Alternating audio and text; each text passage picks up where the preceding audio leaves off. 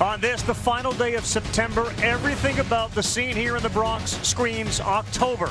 The Yankees finished the regular season with a flourish, but they fell short of a division title. As a result, they're reunited with their rivals from Boston. The Red Sox ace Garrett Crochet was brought on board for games like this. And tonight, he faces baseball's most dangerous hitter, Aaron Judge, who gets another chance to prove he can perform in the postseason. It's game one of the wild card series. Over a long regular season, patterns develop and trends form. But each game is defined by moments made. That is gone! It's about to get wild. Now they're magnified because survival is on the line. And the Yankees clinch the postseason berth for the 60th time. The Red Sox are going to the playoffs. Say hello to October. Make enough moments and move on. The 11th walk-off win this season. Wow, what a catch. The 9th home run for the Yankees. Got it. 13th strikeout.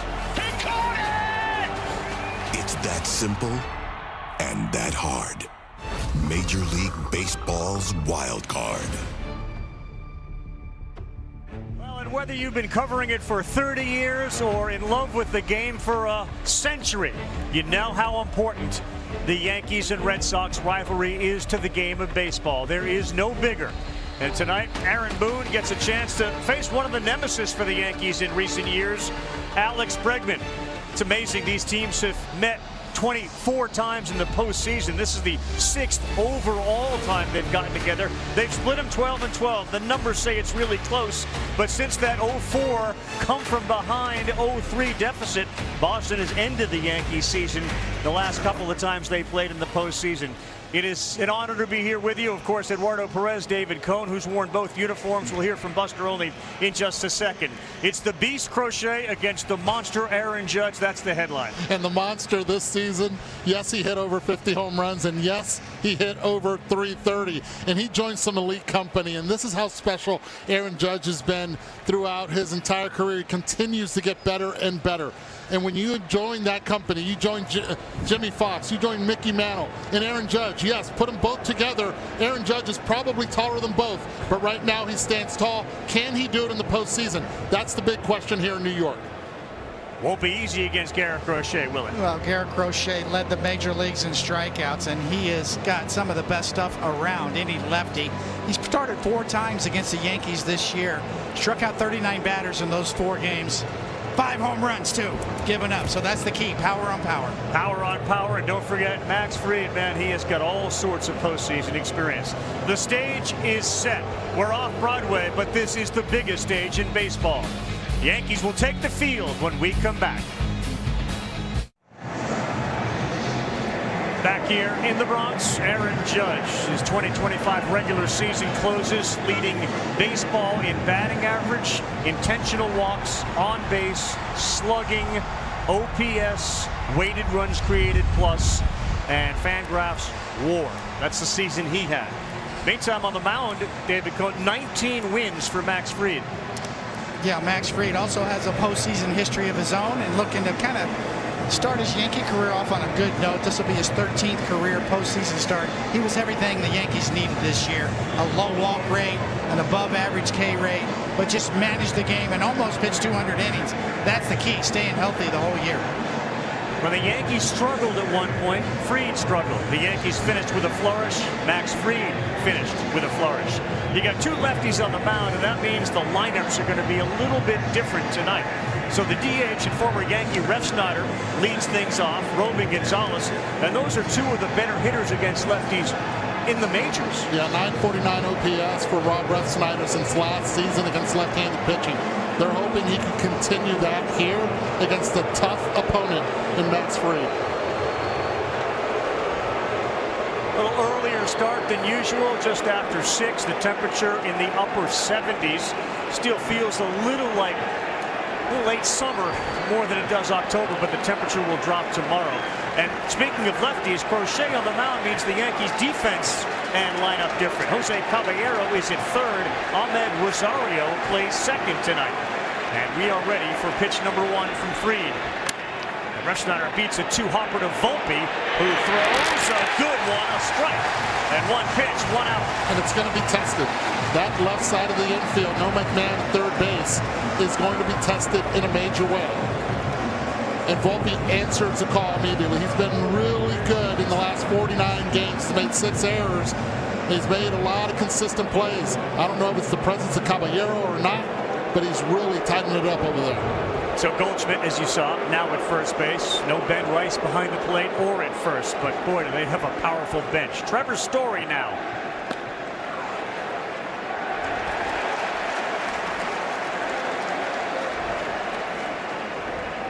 Cody Bellinger's in left. Grisham is in center. Judge is in right. Austin Wells, the catcher. Fried ahead, 0-1.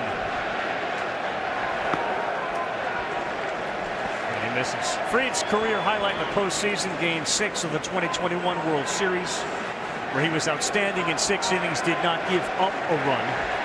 He got the 8-year, $200 million contract to pitch in games like this, especially with no Garrett Cole. Good one there. Change up to righty is a weapon. He fell in love with a cutter during part of his struggles. Aaron Boone, Andy Pettit worked with him to get him to use all of the kitchen sink that he has. Well, that kitchen sink was in effect against the Orioles in the last outing. Not only was he throwing hard, the changeup was the best it had been all season long. And he's got him, and it was a changeup. 2 up, 2 down as the 32-year-old shortstop of the Red Sox goes back to the dugout. Well, right to your point, Eduardo, I mean, the fade on that changeup to right-handed batters has been a key for Max Fried. He throws 7 different pitches. Cutters and changeups to righties are a big part of that repertoire. And now Alex Bregman. Been a little under the weather the last couple of days. He looks at one that's called a strike. Junior Valentine is the home plate umpire tonight. And Fried painting with that changeup.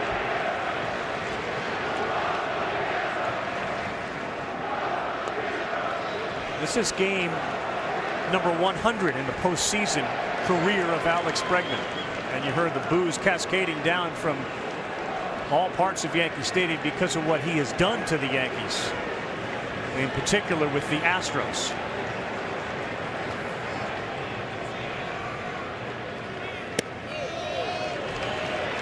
Two balls and a strike to Bregman. So this is game number 100 in the postseason. He's got 19 homers, tied 6th most in baseball history. And yeah, there are the numbers against the Yankees, 3-0. He will get booed every time he comes to the plate. And that one is through into right field. The hole was open as Rosario is playing up the middle. And Alex Bregman, a thorn in the side, is on with the first hit of the night. Well, that's professional hitting right there for Alex Bregman. He knows that Max Fried can throw any pitch at any time. This time goes with the cutter, keeps his hands tight, already short-armed as it is, and is able to punch it in that 3-4 hole. No doubt he's taking a shot right there. Inside out in that cutter. This is Romy Gonzalez. Another one of those guys that hammers left-handed pitching. Another strike to get ahead for Fried. He's done that early in this game. Hammers left-handed pitching, but this pitcher is different. Yeah. He's different because of what Coney said. So many different pitches at any time. Does it and is not afraid of throwing inside. Gonzalez has played first and second for Boston. The off-speed pitch misses up high, although K-Zone appeared as if it might have liked it a little bit. 1 ball, 1 strike. Yeah, if it's pink, that means K-Zone's in favor. Next year, Raffy's tapping the helmet on that one.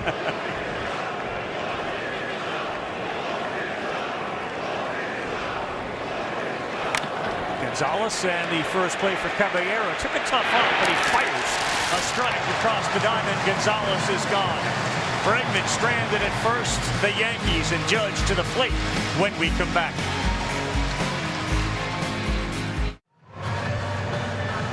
There's the New York Yankee lineup tonight. A little different with Goldschmidt leading things off. Judge and Bellinger. And Cody's one of the best hitters against lefties in baseball. Stanton, Rosario, Grisham, Volpe, Wells, and Caballero. Between Jazz Chisholm and Ben Rice, there were 57 home runs on the bench that they have available for later in the game. But that's what Garrett Crochet does to a manager and the way they put their lineup together. Yeah, I guarantee that Garrett Crochet was kind of as surprised as Alex Cora when he saw the lineup that's going to face him here today. But those numbers speak for themselves. And Goldschmidt's been tough against lefties his whole career.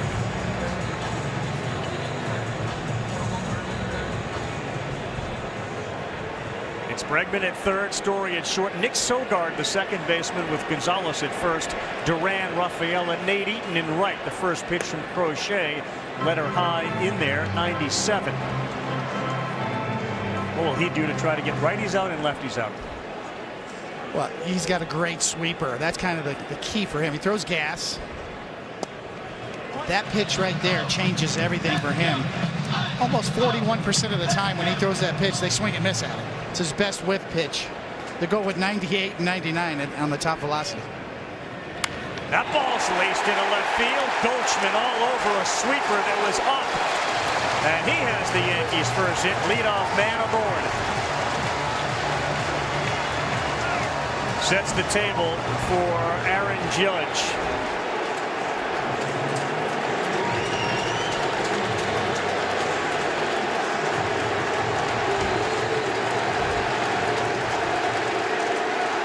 Thirteen plate appearances against Crochet, 10 strikeouts, 2 homers. And he hits one past the dive of Bregman. A cutter, and Judge and Goldschmidt aboard. First two hitters tell you exactly what the New York Yankees game plan offensive is. They faced Garrett Crochet a lot this year. Looks like they're looking middle in. Crochet strong, glove side. The big key is, will Crochet and Narvaez behind the plate be able to make the adjustment of starting the pitch away arm side as early as now? Both Goldschmidt and Judge had exit velocities off their bat at 100 miles an hour plus. And here is Bellinger. You're dealing with 4 former MVPs.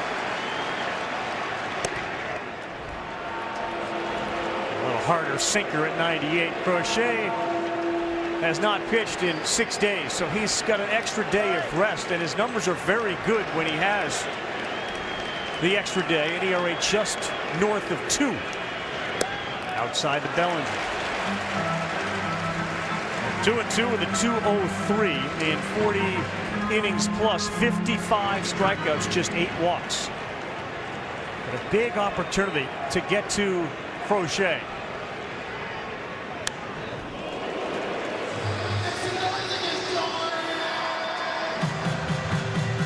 Cody Bellinger that's been sandwiched, especially in the second half with Giancarlo Stanton back healthy, between the two big guys. So he's seen a lot of left-handed pitching, and it does not bother him one bit. Red Sox will shift against Bellinger to pull. And he's gone. He chased a 4-seamer at 99, and a strikeout for Crochet of Bellinger.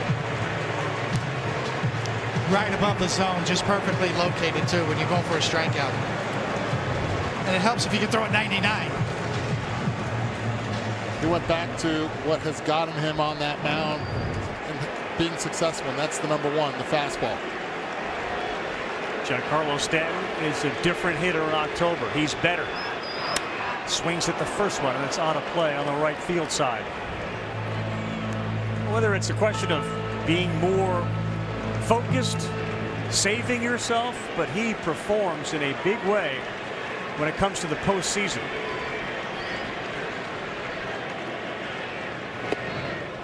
One ball, one strike. 41 games in the postseason, 18 homers, 40 runs batted in.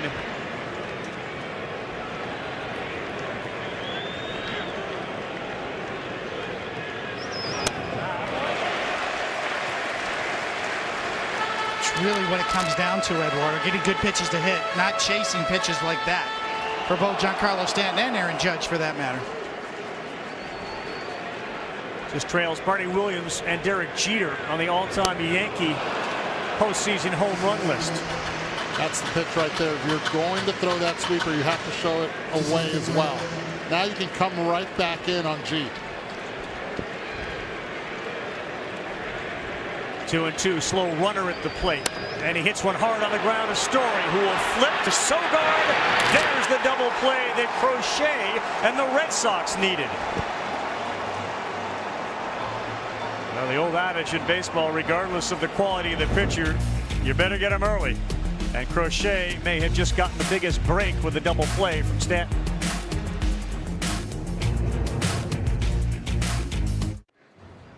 Start spreading the news. This is the song. Right through the very heart of it. Tune of 27 New rings. York, New York. Sing it, Frank. And find I'm a #1. The anthem to every moment that broke Boston's heart. It's over!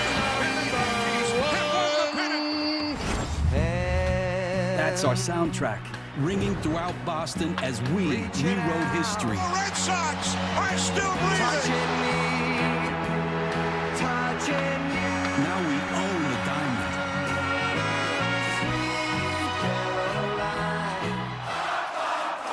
Boston, New York.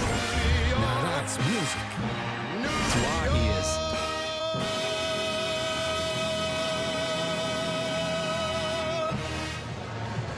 Well, the two cities associated with those songs, obviously New York, New York, and the Diamond thing became an absolute cult song in Boston. It's moved to parks beyond Fenway. But we're here, we're in the second. Yankees threaten, and Stanton hits into a double play. Carlos Narvaez, traded from the Yankees to the Red Sox, looks at strike one. He's the catcher. He's put up some pretty good numbers against the Yankees with Boston.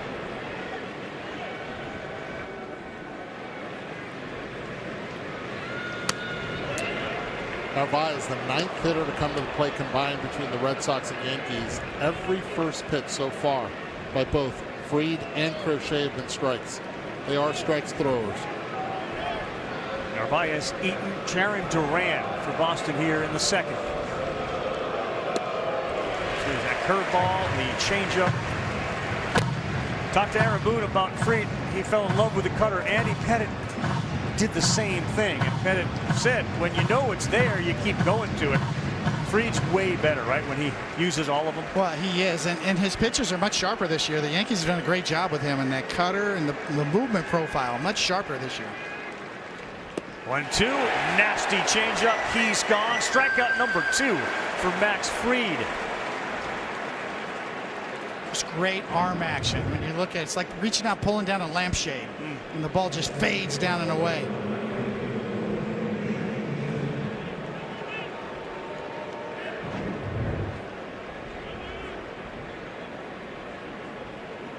And now Nate Eaton tries to check. He's got no chance there. It's 0-1.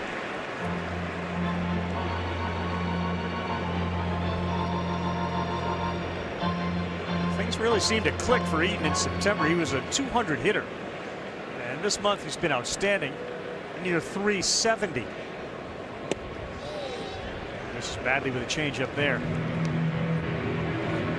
Kind of feels like the year of the left-handed starter, right? We saw Skubal earlier today, strikeout 14. We've got two great ones here in this game. Dominant left-handed starting pitcher.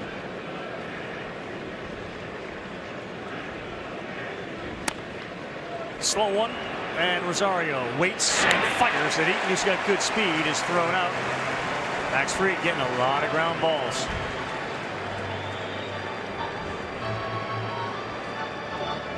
You talk about everything they could have asked for. When the Yankees signed Max Fried, they did not know that Garrett Cole was going to need Tommy John surgery.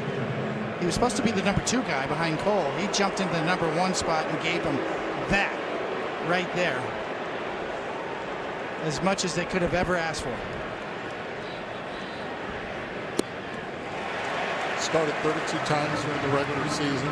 This is start number 33 now in the postseason. You made a comment yesterday at dinner saying in order for the Yankees to win, he's going to have to start 7 more games, including this one.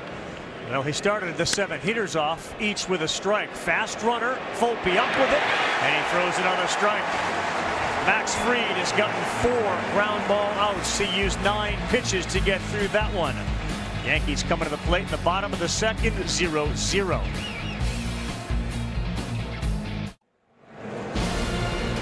Reds and Dodgers, that's the final of our 4 wild card kickoffs today. Streaming live on the all-new ESPN app. And what a pitcher's duel we have in that game. Blake Snell gets the call on a staff loaded with superstars. And Green is just nasty for the Reds. The other games today, Cincinnati. How about the move by Counsell? He goes to Daniel Palencia in the 5th inning. That's the 100-mile-an-hour closer, if you will, off injury. And he stifles the Padres. A big home run on that one from Seiya Suzuki, and they won 3-1. Crochet's pitch is inside. In the other game, Detroit behind 14 punchouts, as Coney said, from Scooble. They beat the Guardians 2-1. Guardians had just 4 hits. The Chicago Cubs bullpen 4 2/3 of perfect inning. This perfection from Craig Counsell. Wrigley Field was absolutely on fire today as Rosario swings and misses.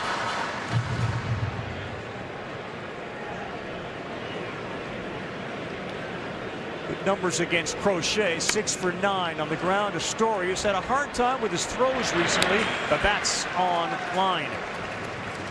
Coney, you've been in this situation. How important was the double play when the first 2 men reached against Crochet, who, by the way, had done that 1 other time in his career?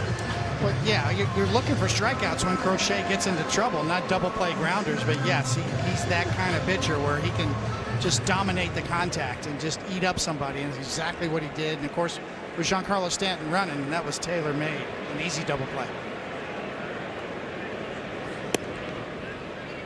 And then you add to it that it was only 13 pitches that he threw in the bottom of that 1st inning. Alex Bregman in at 3rd against Grisham, the left-handed hitting center fielder for New York, who's had a fairly incredible breakout season with the homers. 34 home runs this season. As the Yankees smashed 274 as a team, 30 more than any other team in baseball. Wild wave at one there from Grisham.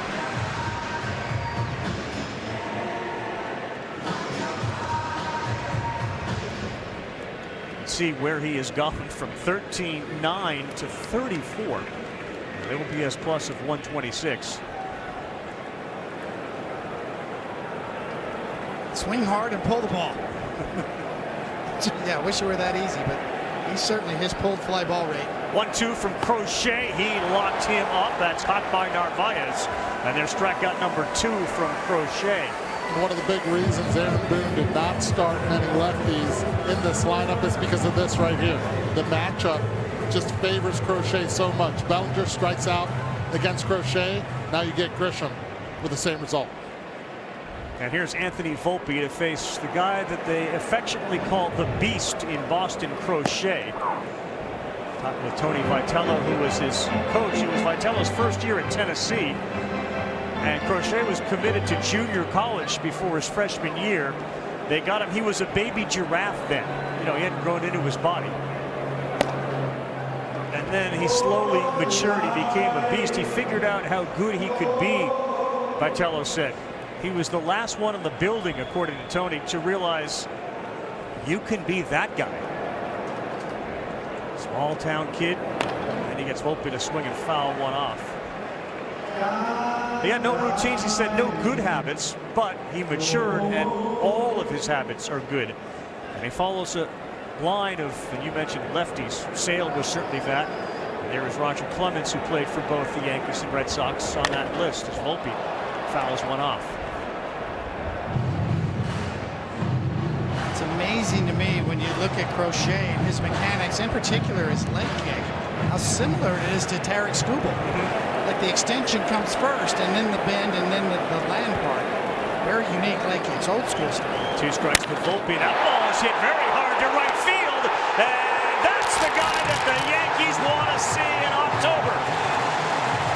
He was critical last year, and Anthony Volpe Exit stage right. The Yankees lead the Red Sox 1-0.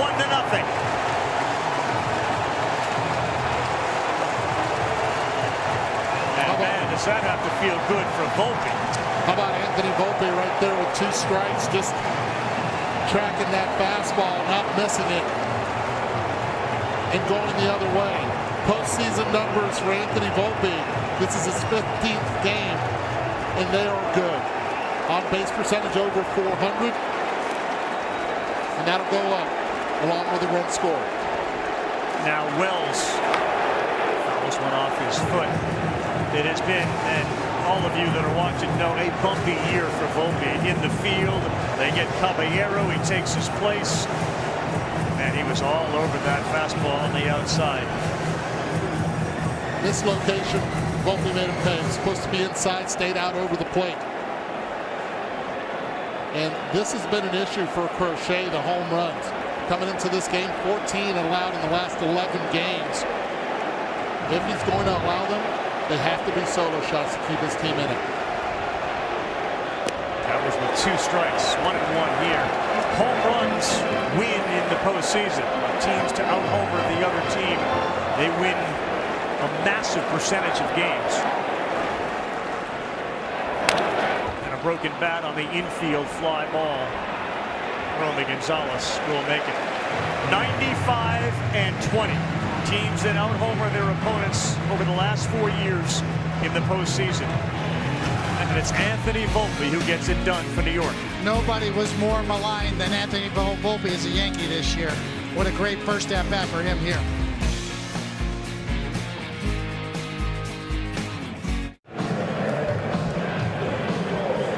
Well, you mentioned the much maligned Anthony Volpe. It was as much about his defense. 19 homers during the regular season. I remember talking to Aaron Boone last year covering the Yankees in the postseason on ESPN radio and imploring Volpe to continue to just hit the ball as hard as you can. Like, don't overthink things. He jumped all over that Crochet fastball to give them a 1-0 lead. So Fried pitches in the 3rd. The first one he throws is a rare ball to get it going. Number we went to break with, 95-20. The record without homering the opponent the last 4 postseasons.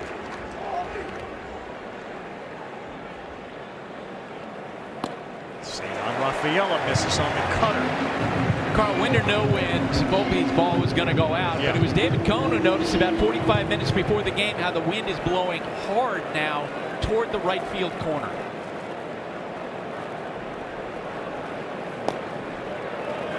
2-1 to Rafaela, the center fielder, who is as good as anybody defensively in the outfield. He is the guy that had the triple that clinched the Red Sox postseason spot.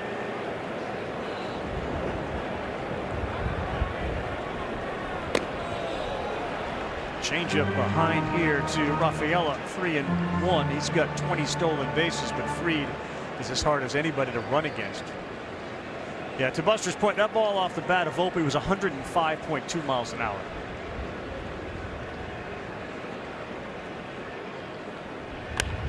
Got one to hit, and instead he pops it up shallow right. Judge is there. And Rafaela took a big cut of the 3-1 fastball, and he popped it up.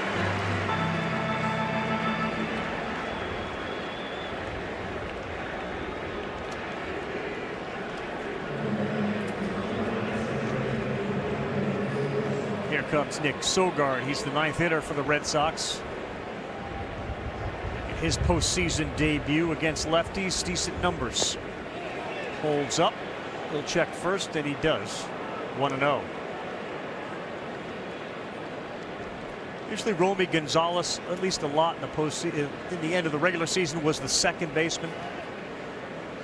And they have Nathaniel Lowe to play first, but again, same way the Yankees switch their lineup, the Red Sox do the same with Fried on the mound.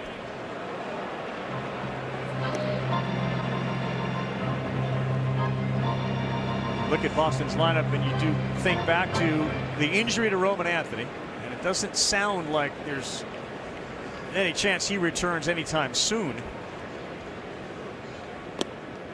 3 balls and no strikes, and of course Rafael Devers, who was traded to the Giants in their first strike, I should say, 2-1. You just look at the lineup, and that guy would make it feel different. Yeah, Roman Anthony already looked like he liked hitting here at Yankee Stadium with early success. That's going to go foul. Yeah, Carl, in Roman Anthony's last 35 games before he got hurt, the Red Sox were 22-13. He hit .326. He had a huge impact. Their average runs per game has dropped by 1 since he went out. They're 11-11 since Anthony got hurt. Yeah. He's in Fort Myers, Florida. 1 out, 2-2. Third inning. Yankees up 1-0. That ball's going to get down. Bellinger, a good fielder, chases quickly. Sogard is putting the brakes on there. What a job by Bellinger to get over, cut it off, and throw a strike to second. Well, the obvious MVP on the team is Aaron Judge with the numbers, but you look at what Cody Bellinger has been able to do. Play all 3 positions in the outfield, great. He can play first as well, great. Sogard gets a changeup up, hits it, and you're thinking 2 right away with 1 out, and he cuts this off perfectly and gets it to the infield in a hurry. And Max Fried looks out there. He knows how important that was. Back to the top for Rob Refsnyder. Strike 1. Boy, he suppresses the run game with his move to first base. And because of it, Sogard's still at first base. They might need 2 hits to score him. There's a reason why Refsnyder's leading off against Max Fried. I mean, he's been a left-handed pitching killer for a while. Since 2024, a .949 OPS. He's 8th best in the majors during that period.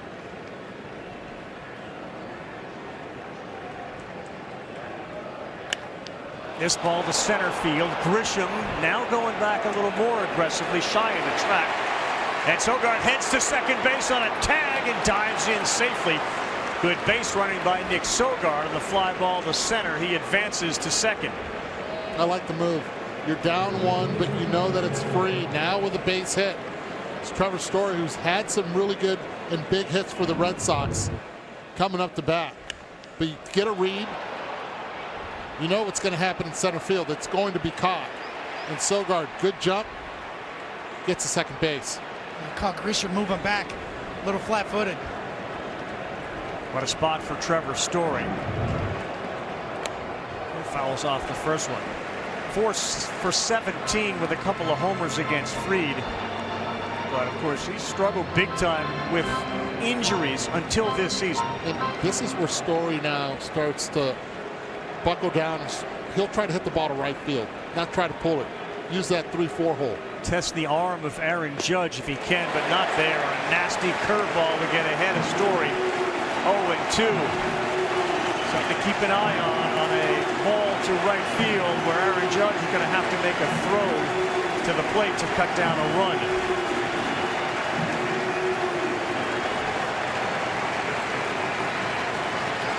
Asked about his return to the postseason and how much he was looking forward to it. Story said, quote, more than you can imagine.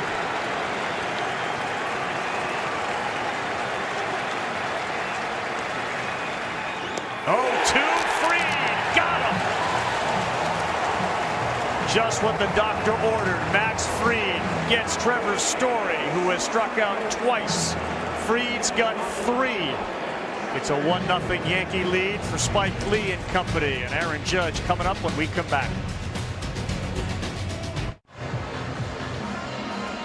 Eligible Capital One Rewards cardholders, you can now redeem your rewards for tickets to the MLB postseason on Capital One Entertainment. Visit CapitalOne.com/entertainment for more information. Back here with David Cohen, Eduardo Perez, Buster Olney. I'm Carl Ravitch. It'll be Jose Caballero leading things off, and then Goldschmidt and Aaron Judge.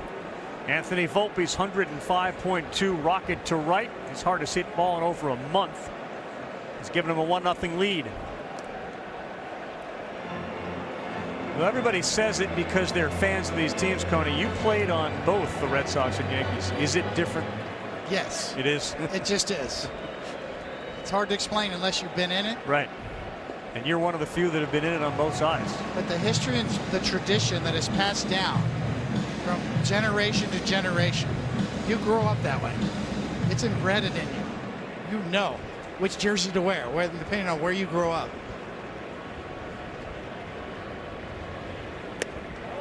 0-2 a little above the zone.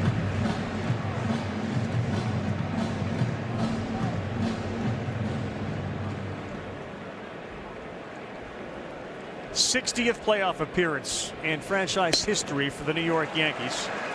8th time in the last 9 years. Year 8 for Aaron Boone as the manager. He's been to the postseason 7 times. And the elusive 28th World Series title. The last championship was 2009. Caballero fouls one off the mask of Narvaez. Spoiled by the riches of the franchise. And of course, the late great George Steinbrenner and what he was able to do. But does it feel like forever when it's been only since 2009? It's all about perspective, right? Right. Third longest in the franchise's history as Caballero spoils another one. Aaron Boone told us before the game, you know, what is the X factor? He said, well, it's getting to Crochet. And he didn't mean just by putting runs on the board. It meant putting pitches on his arm. Maybe we can get him out of the game earlier than they'd like. 7th pitch of the at-bat to the 9-hole hitter, and that's going to be the 8th now coming up. That's an excellent at-bat no matter what happens to Caballero here. Starts out the at-bat 0-2 and then has worked it already to a full count. 99 looming.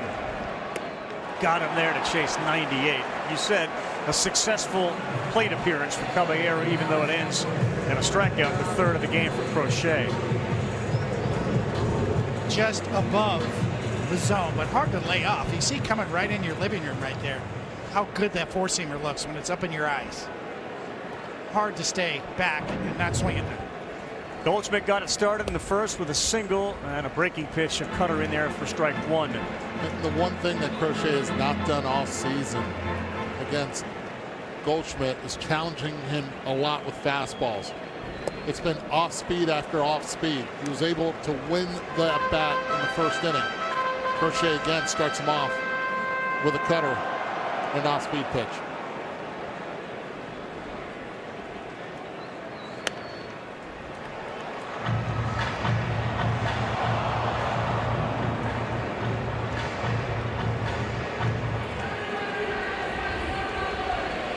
Ahead 0-2 to Caballero. He was forced to throw a handful of pitches. Ahead 0-2 to Goldschmidt, and he's now throwing some extra pitches. Crochet has 61 3-pitch strikeouts this season, which leads baseball.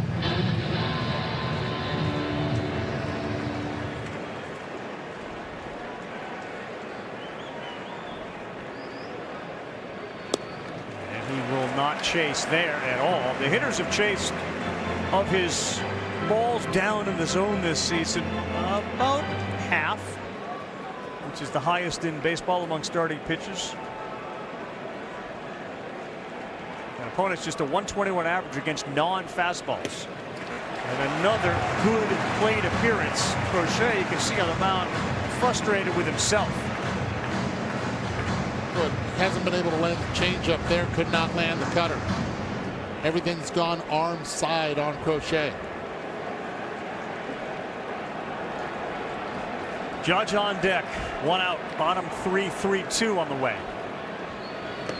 And he is gone, a cutter in the dirt that Narvaez will throw to 1st. Judge will come up with the bases empty. These two have had some classic clashes. Judge has 2 homers. He's got the 10 strikeouts. The out was a ball at the wall and right that missed a homer by a few feet. He's got 4 of these 50 homer seasons. So does Sosa, McGuire, the Bambino, and A-Rod.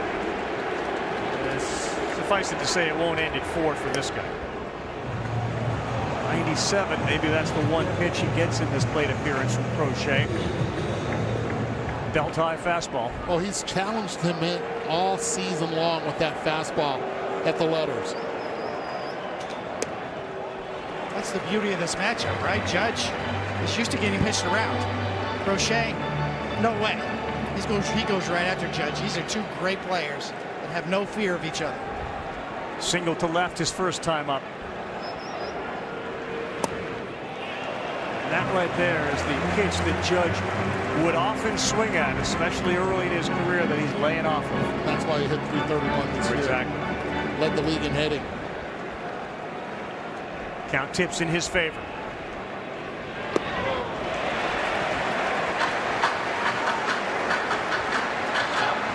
I understand there's no fear, but Crochet understands that Aaron Judge is already in scoring position by having a bat in his hand.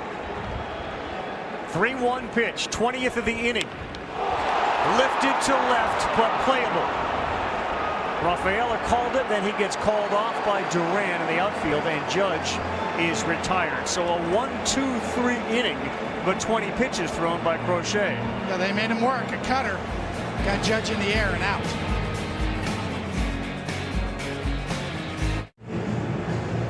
ESPN Bet, the official sports book for sports fans. Right now, new customers get $100 in bonus bets when you bet 10. Sign up with the code HOMERUN, one word, to get started today. Alex Bregman against Fried to start the fourth. Max Fried gets ahead 0-1 using that sweeper.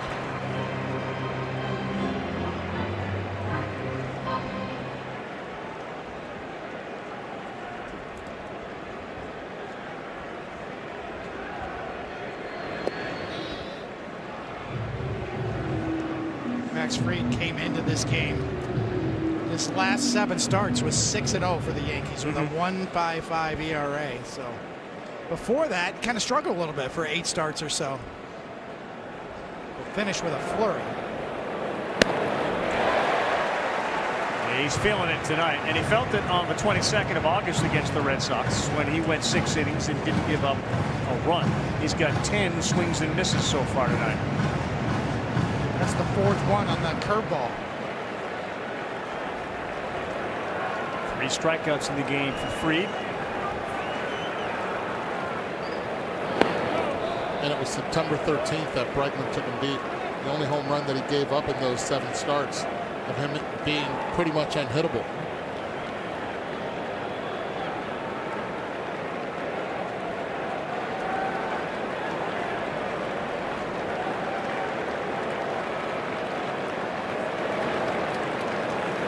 He is gone. A changeup. Max Fried gets Bregman. He didn't show him the number 1. He's got that one in the back pocket. You can't forget, and the Red Sox have not forgotten in that hitters meeting in Boston, he was throwing 99 miles per hour. He's going off speed early, and it's worked for him getting that swing and miss again. This is all deception. Bregman reached fastball the whole way. Look at the location right there. Ball 1 to Romy Gonzalez. Eduardo touched on it earlier on the left side of that infield, in particular at third base. The average by a left-handed pitcher ground balls to third base basically triples when Fried is on the mound, and here you go. 30% ground balls to third as Fried induces a Romy Gonzalez ground ball there. Yeah, Major League average around 19%. Yeah. So that you're right. That's a great point. And that was the decision that Aaron Boone had. Caballero at third. Can this work? Well, so far so good. So far so good. They've been moving their feet really well, and they've been tested early. 3 times the ball's been hit that way on the left side. All plays have been made. 5 ground ball outs for Fried as he deals to Narvaez, and it's 1-0.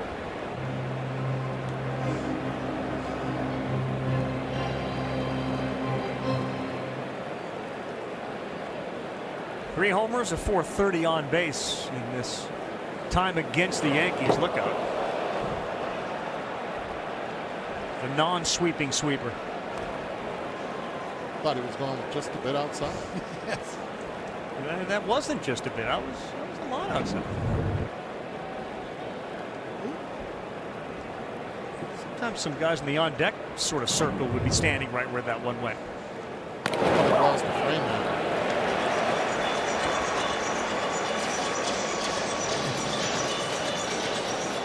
Two and one. You got Grisham shaded a little bit towards right, Bellinger more towards the line, so the left center field gap is wide open. You can see it there on a 2-1.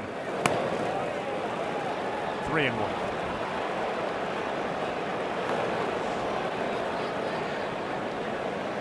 Fried wanted that pitch.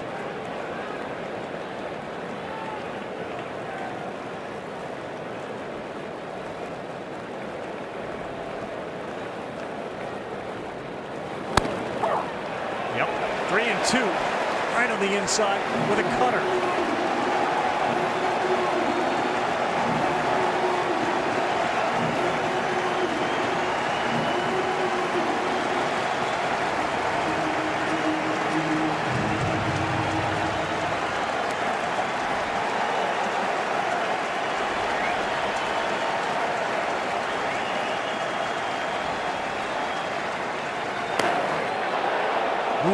Just missed right at the top and on the corner, but Fried issues the walk to Narvaez.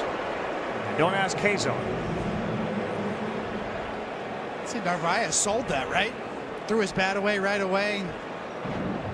This is how you sell a walk, right? That's out, right? Look right at the umpire. I've seen so many times as a hitter where it's overturned and the umpire says no.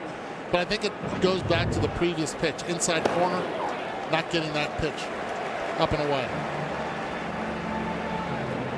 Catcher-umpire relationship. Yeah, that's a ball. Obviously. It's a young umpire also behind the plate. Sell it as much as you can. Jimmy Valentine. 0-1 to Nady. Big swing, and another one off of the helmet mask of the catcher. Wells is saying he's okay to Junior Valentine. He's trying to buy him a few extra seconds.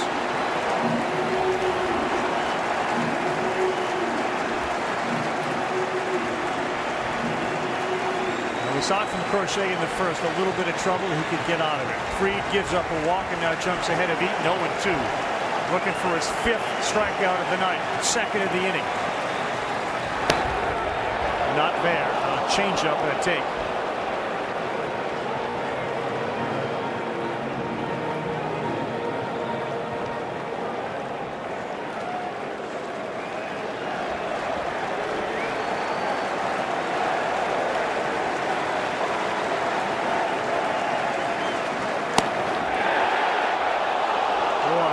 Talk about not selling it. Nate Eaton almost looked like he was calling himself out on a very close one. No, that was way outside. This is where now Fried is so good. This pitch is way outside. It's now that he has the ability, glove side, to come in and freeze a hitter. I like that Eaton took his time right here, thinks about the process of what the man on the mound, that man right there, Max Fried, is planning on doing. Max Fried with the PitchCom device on his belt, calling his own pitch. Eaton with check swing stays alive on a 2-2. And that one is a blooper that is fair. Narvaez will go to third. Eaton to second. Judge has it. Throws it back in. Second and third on an excuse me double from Nate Eaton. 16.3 miles per hour off the bat. He barreled it right there. Pitch was executed on the inner part. Was able to get the hands in and strong enough to get it over Paul Goldschmidt's reach. Just a little bit too much plate. Tried to bury it inside. Good job by Eaton protecting the plate and making things happen.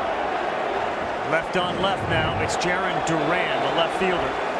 Grounded out to the shortstop. Caballero's on the grass at third. High one inside. Elite speed at the plate. 0 for 11 lifetime against Max Fried. Second baseman, first baseman playing back, an athlete on the mound. If he tries to drag, he's got a chance. Has never gone deep here at Yankee Stadium. 20th pitch of this inning for Fried.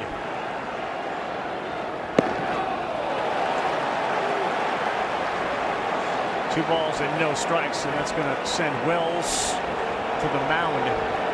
For Fried, his postseason track record has been feast or famine. 12 career playoff starts, 5 of them with 2 runs or fewer, but 4 where he has allowed 5 or more runs.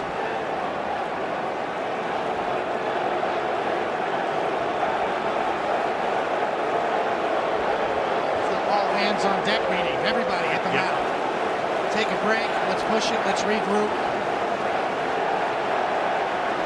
This is one of the 2 guys in the Red Sox lineup And Rafaelos, the other guy, who when a ball is hit on the ground will put a lot of pressure on the infield to make a clean play and a good throw. Remember, the Yankees have decided to have Caballero at third and Rosario at second.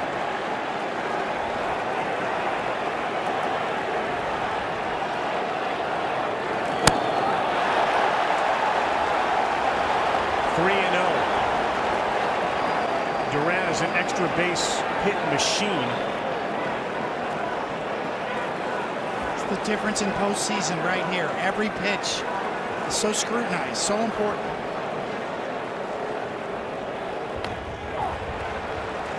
One.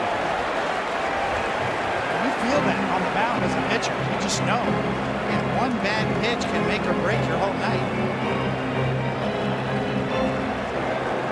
90 doubles and 30 triples his last 2 seasons. Judge is way off the line and right. And a big 3-1 pitch. And he lands it. And that'll get him to their feet. 3-2. 95-mile-an-hour front door cutter to get to 3-2 for Max Fried.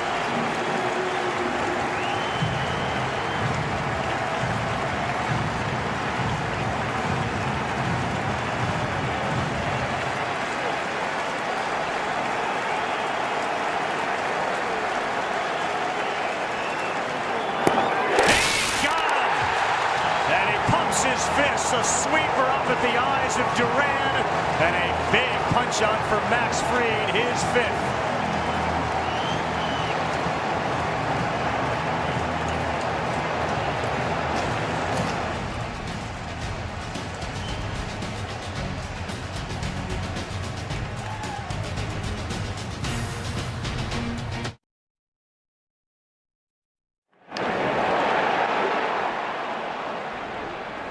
Bellinger grounds out on 1 pitch.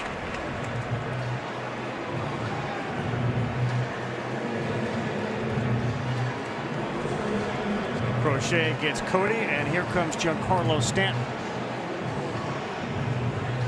We heard and saw that great pitch from Fried as Duran chased up and out of the zone. Now Stanton, who grounded into that double play in the first, takes one that misses inside on a cutter.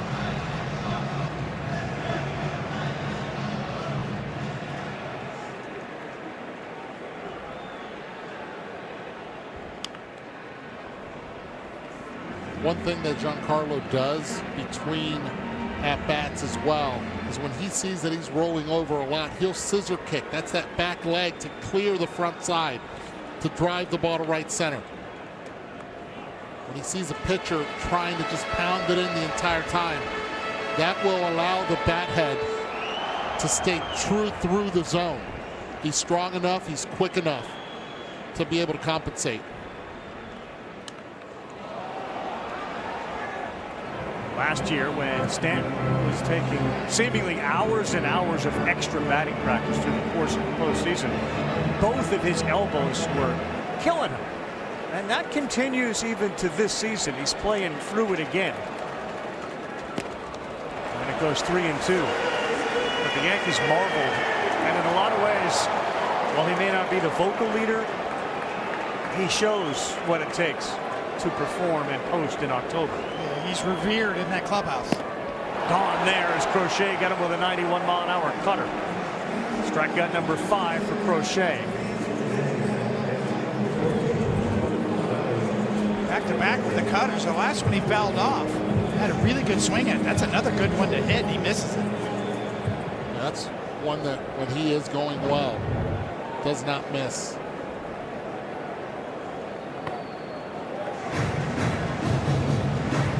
Game started against the Yankees, coming in 27 in the third, hitting with 39 strikeouts. With those 5 homers that Eduardo had mentioned, he gives up 1 to Volpe here.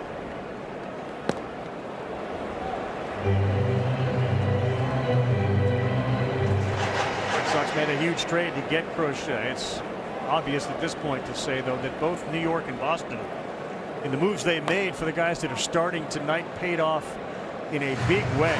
For Aaron Boone joking. The press conference yesterday, Alex Cora kind of playing a little engine that could. The move to get Crochet, and then the ascension of Anthony Meyer at one point. The Red Sox were hardly a team that you shouldn't take seriously. That's Aaron's point. You could see this coming. Whatever they did with Aroldis Chapman at the end of the games is really working. Got him in the strike zone this year, much more. 2-2.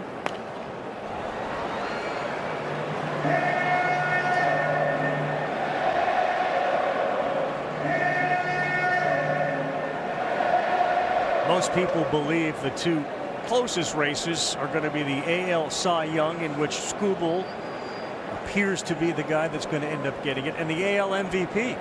Another very tight race with Judge and Raleigh.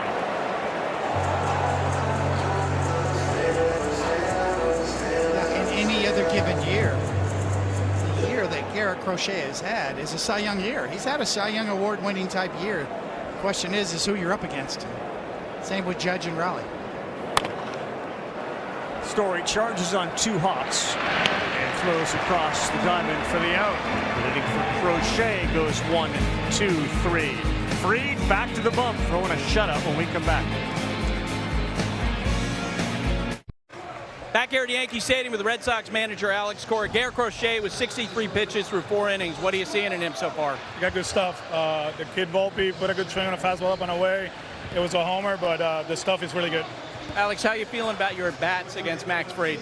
Yeah, second time around, the last 3 were quality at bats. The Sogar one, Ref Nider, so we're doing better. Alex, thanks. Throw it back to you.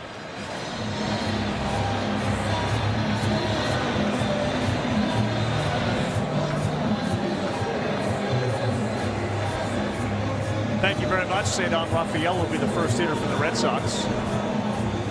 Cora knows obviously how important this is. Lucas Giolito, who would have been a starter for Boston, out with an elbow, and he is not going to return. He did say, as Rafael looks at strike 1, that they didn't find anything structurally wrong with Giolito's elbow, but the velocity was way down. So Ryan Bayo against Carlos Rodon in game 2. Rafaela flew out to right his first time up. Saw that one, but he swings and misses. You talk about it being a game of numbers. Max Fried knows the numbers. It's Cedar Rafaela. No one in baseball has a swing rate higher than Rafaela against breaking balls with left-handed pitching. And what does he get? Immediately, 2 breaking balls. There's Giolito there chewing on his fingernails on an 0-2 pitch to Rafaela. Didn't change there.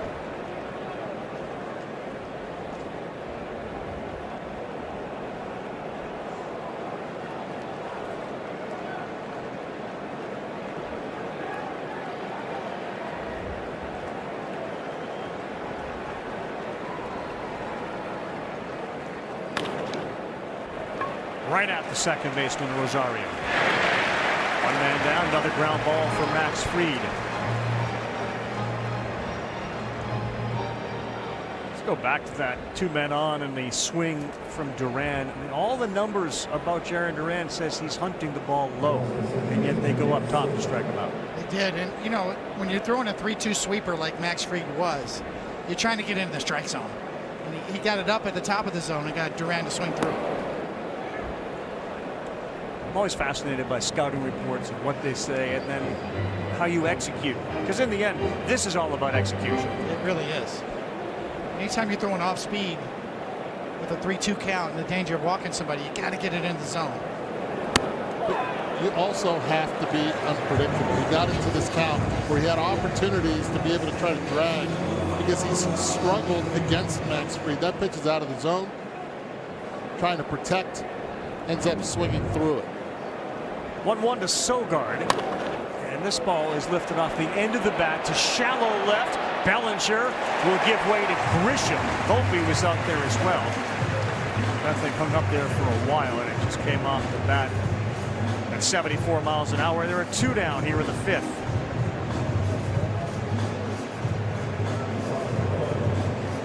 Would you grade these guys, both Crochet and Fried, where? Sort of on a scale of 1 to 10 with execution and stuff they have tonight? Oh, they're both between 8s or 9s out of 10, in my opinion.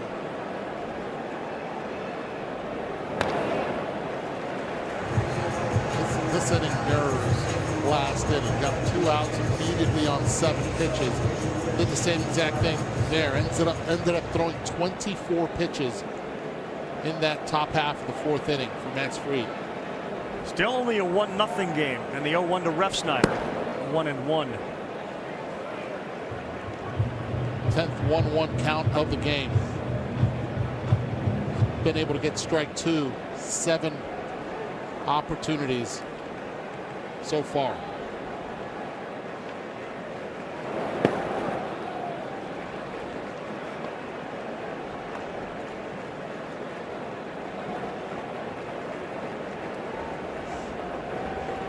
Ref Snyder made his postseason debut in 2015 as a 24-year-old second baseman with the Yankees.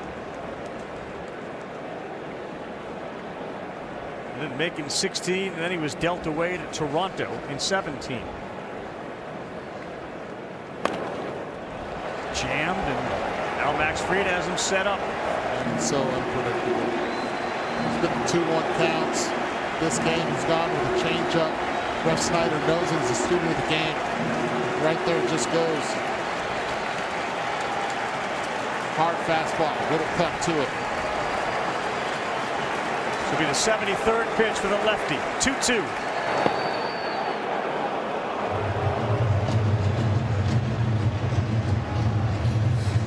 Certainly a lot of former Yankees on this Red Sox roster, up and down. Chapman the closer, Garrett Whitlock. Narvaez. Narvaez the catcher, and Ref Snyder, as you mentioned. He lost him there. He's frustrated. He threw one way outside. Eddie, maybe you're right. Maybe this is a mirror of last half inning for Fried. And he quickly got the first 2, and now it is going to be Trevor Story, who is struck out twice tonight.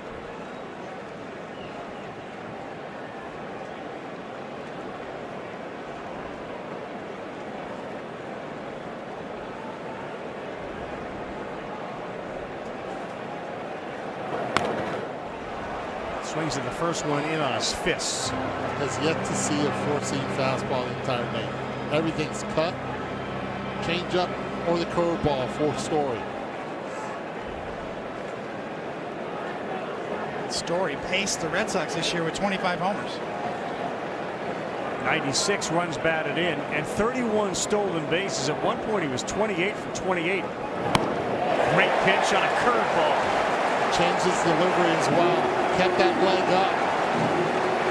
Keeping Ref Snyder close to that bat. Burks, Betts, and Story, the last 3 to lead the team in the categories: home run, RBI, runs, and stolen bases. But a disappointing night for Story, who was struck out twice. And another pitch away from going 0 for 3 with 3 punch-outs.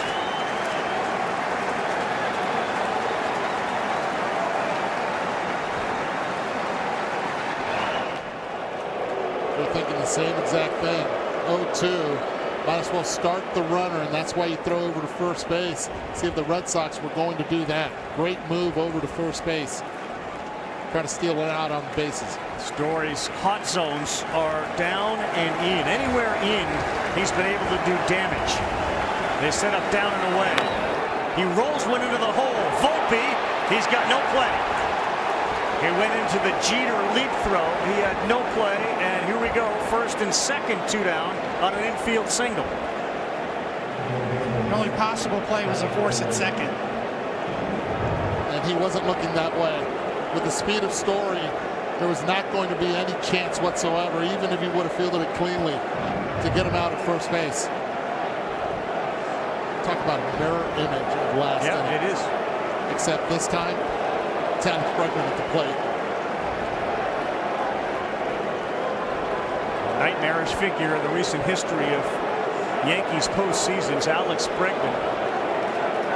Caught up in the 2017 scandal. And here he is with first and second. A single and a strikeout his first 2 plate appearances.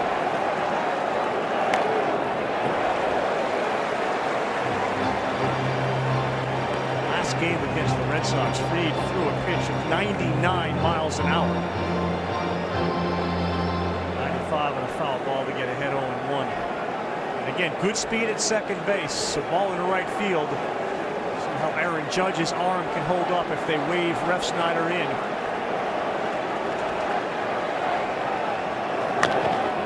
A high chopper to third. Caballero got it.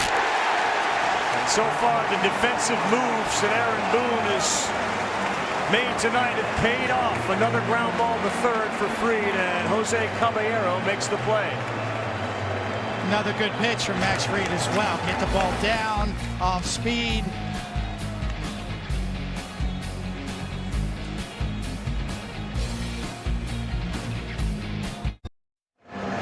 Trent Grisham will lead things off, and the Yankee hitters are starting to impact Garrett Crochet in his pitch count. Think about the first 7 hitters.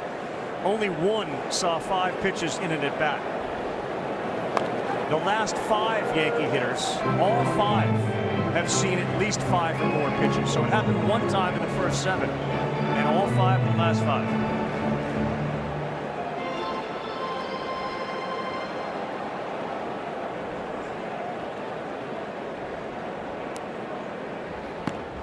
Way inside to Grisham. Volpe, the home run hitter, is on deck.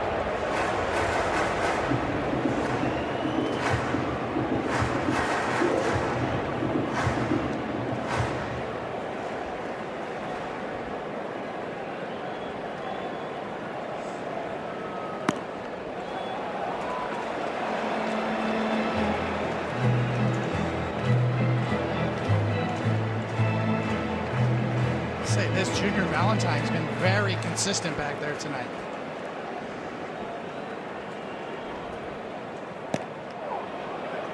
A couple of borderline pitches here and there, right on the edges, but for the most part, I think both sides know where the strike zone is, and that's what you want to know, especially on the mound. So strike zones that float around on you. One time it's a strike, the next time it's not. They drive you crazy. Crochet knows right where the zone is. And generally, the misses for both pitchers tonight have not been big at all. I mean, they have been little misses. That's called strike 3. Just before Volpe comes up, Buster spoke with Aaron Boone. Volpe gives you guys a lead. What did you see in his plate appearance? And who was he pointing to as he was running up the first baseline? I'm not sure who he was pointing to. Probably just all the boys. Great swing. I mean, that was a no doubt. That ball smoked to right. But a big swing for us, and hopefully, you know, something that can catapult us to W. Goody, thanks. Go back to you. Fastball to get ahead of Volpe, who last year in 14 games in the postseason hit .286 at an .815 OPS, and he had a homer. He was a weapon.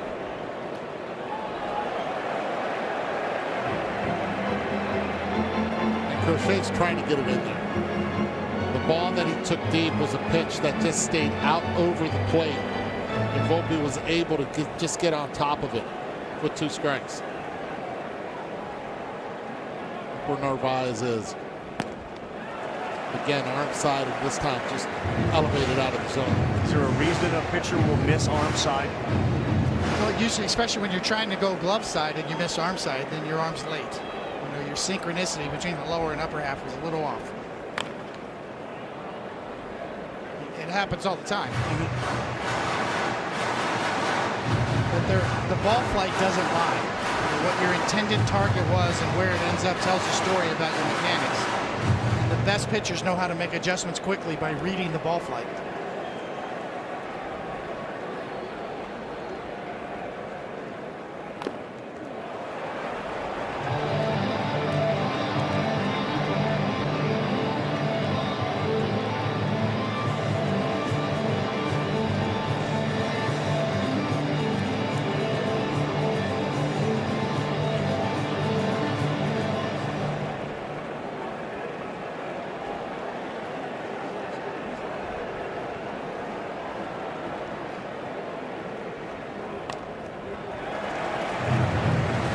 Good job of spoiling pitches against Crochet is Volpe. That was a good sweeper right there for Crochet. That was his A game.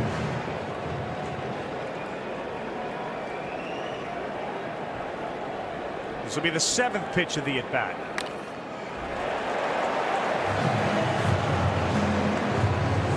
It's the little things, right? Postseason is what Buck Showalter, of course, the former manager of the Yankees, just about things to look for. He said the little things decide big games. Getting a pitch count up against an ace is one of those things. Locked up there, and Volpe is gone. A strikeout for Crochet. 7 tonight. The beauty is the combination of the cutter and the sweeper. We saw a couple of sweepers. Volpe fouled them off. Crochet goes to the cutter a little bit harder, a little bit tighter. 90, that one works. Buried down and in.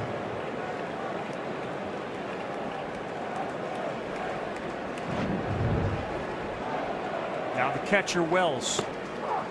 That's a strike. It's the reputation of being a strike thrower as a hitter. You're like, okay, he's going to be in the zone. And yet, he gets you out of the zone to chase. It's not only college game day with creative signs. They have him here, too.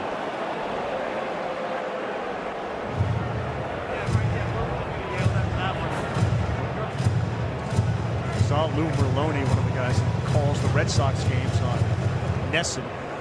He was the one that was involved in nicknaming Crochet the Pig. So here in New York, they're happy to roast him.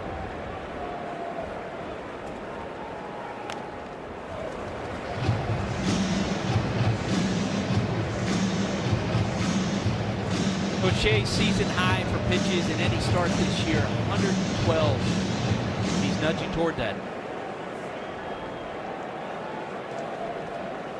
Since the homer, he has struck out 5.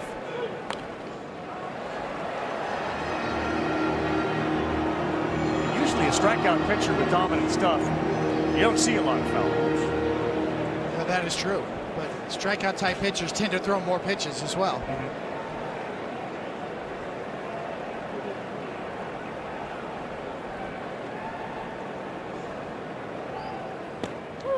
Called strike 3, and Crochet strikes out the side in the bottom of the 5th. He now has 8. Good games today. A 1-run game, a 2-run game, and a 1-run game here tonight.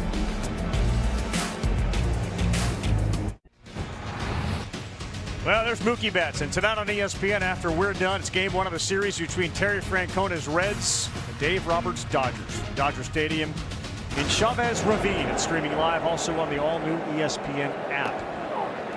You get Ohtani, Betts, Freeman with Muncy and Teoscar Hernandez, Tommy Edman against Hunter Green, who may have as good a stuff as there is in baseball. Carl, Hunter Green, someone who went to high school 16 miles from Dodger Stadium last night, went out on the mound when the stadium was darkened just to get a feel to the top of the hill. Feels like an Instagram post if I've ever heard of one right there. 7-4 with a 2.76 ERA. Green against Blake Snell. That's after us. Romy Gonzalez behind 0-2. Twice he has grounded out to third base. Caballero's been up to it. I mean, there were a lot of people that say, well, wait a minute, a lot of ground balls to third. Isn't McMahon one of the best fielding third basemen in the big leagues? Yes. But Aaron Boone said he had a lot of confidence in Caballero, really all over the field.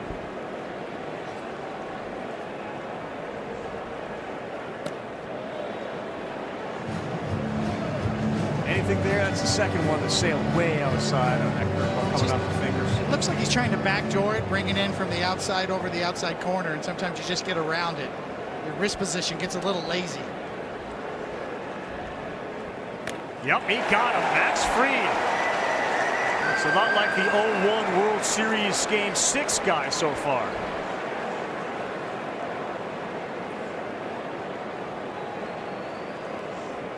Set a timer for 10 minutes.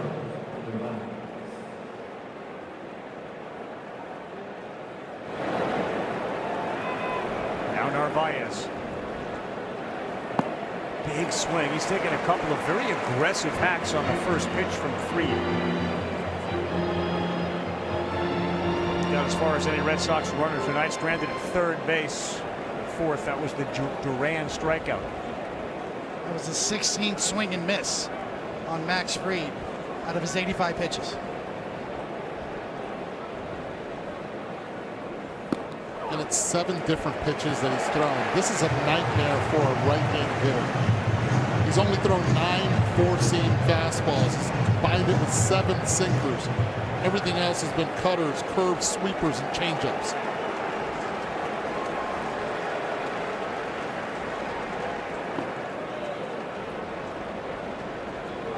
And it's a nightmare because the ability that he has to throw any pitch for a strike. Then when you think it's a strike, he goes out of the zone to try to get the chase.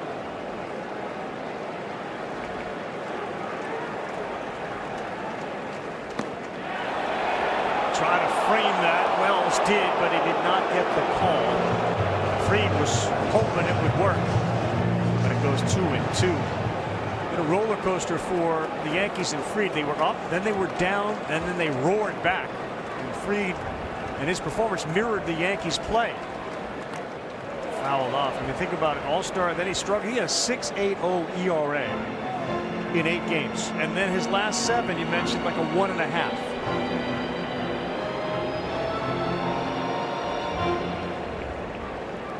Both he and Carlos Rodon led the way down the stretch for the Yankees. 2 dynamite lefties, power lefties. 2-2 to Narvaez. Off speed, that missed, and it was close. Yeah, that was a strike right there. Presented really well by Wells. And yet, Junior Valentine behind the plate missed this one up in the zone. The fact that it was a big curveball fooled him. See, that's coming out of the sky. That's got rain on it coming down so far. That's clearly at the top of the zone. Those are the hardest ones to call for umpires. That big curveball that Fried features. It starts way high above the zone and then catches the top of the zone. You ever seen an umpire be influenced? There were 2 big curveballs that didn't come close. One went to the back. No way that impacts. It's hard to say. I just think that that particular one was just a ball the whole way until the end. 8th pitch of the at-bat to the former Yankee.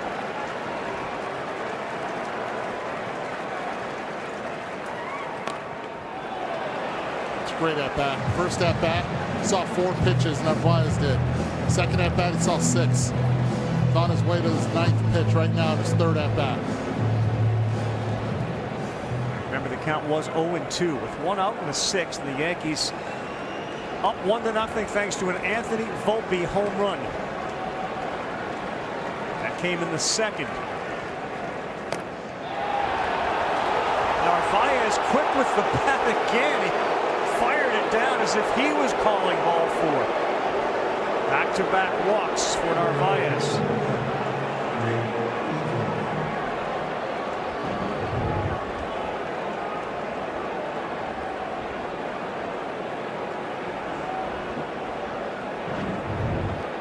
Nate Eaton had that bloop double over the head of Goldschmidt. 0-1. Continues to get ahead of the hitters.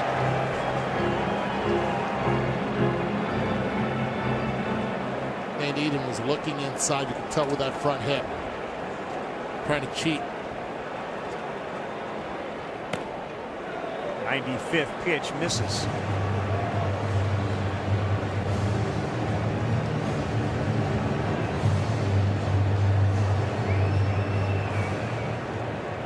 Loves the intensity of Eaton. He was with Worcester earlier.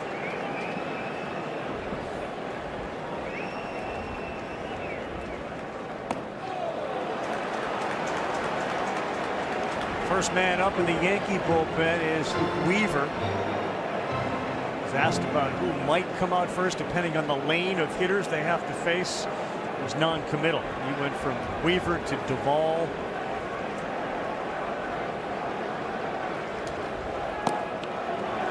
Is there with the sinker. 3 balls and 1 strike. Duran on deck. You bring a righty in and you could certainly trigger the lefties to come off the bench. Julio Abreu and others for Boston.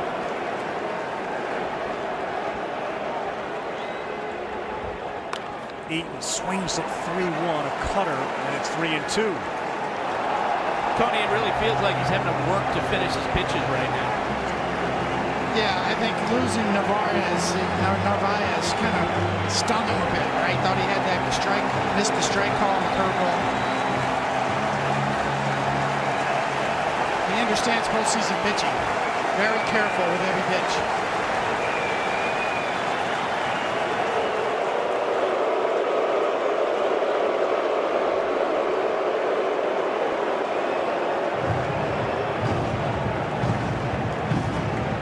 Pitches thrown in this inning. This will be number 20. Boston has left a handful on base tonight. 3-2. Back up the middle. Could be 2. Rosario does it himself.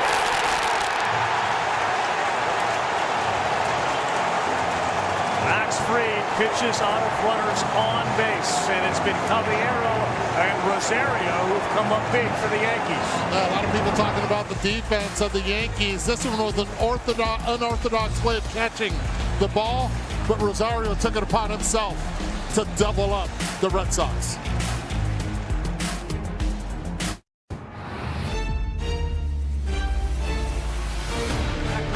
What you thought you'd get. A pitcher's duel between Garrett Crochet and Max Fried. It's a 1-0 game. Anthony Volpe with a home run in the second inning, and that has stood up. Fried likely will face Duran before he's taken out of the game. Crochet back on the mound. 7 hits in the game, 4 for Boston, 3 for New York. Pitcher's duel with the 2 great lefties against lineups that are stronger when they have their left-handed hitters in the lineup. They're all itching to get in there. I'm sure they are. On both sides. Eduardo, when do you start putting the better defenders on the field? I'll tell you this, Buster, right now you're playing as is 1-0 game. You continue to play your guys. I understand about bringing in McMahon, but because Fried could be just 1 hitter away from coming out of the game, I think Aaron Boone is going to monitor this a little bit earlier. I would say the 8th inning, though. Numbers mirroring each other. 14 combined strikeouts for the 2 of them. Tarek Skubal for the Tigers earlier today struck out 14 on his own.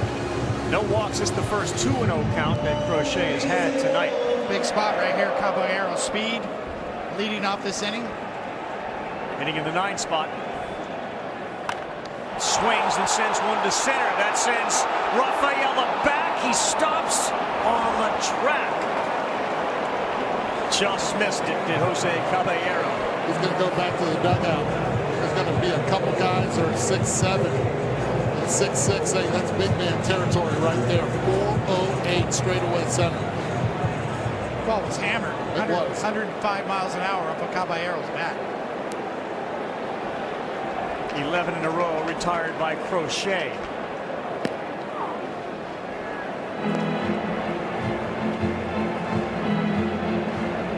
We talk about the bench. We're talking about Chisholm and Rice for the Yankees as Goldschmidt looks at 1 down and in. 1 ball, 1 strike.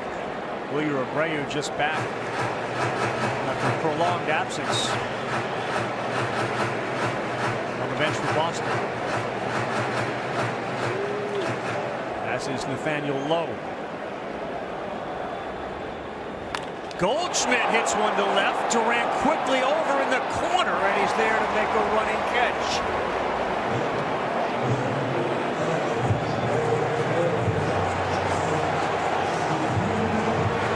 And with that, here comes Judge.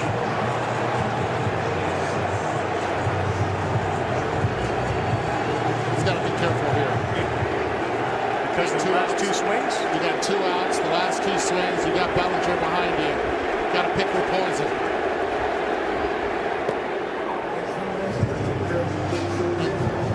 You're in, Judge.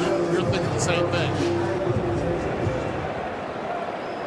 99 miles an hour to number 99. First pitch. Keeping it down.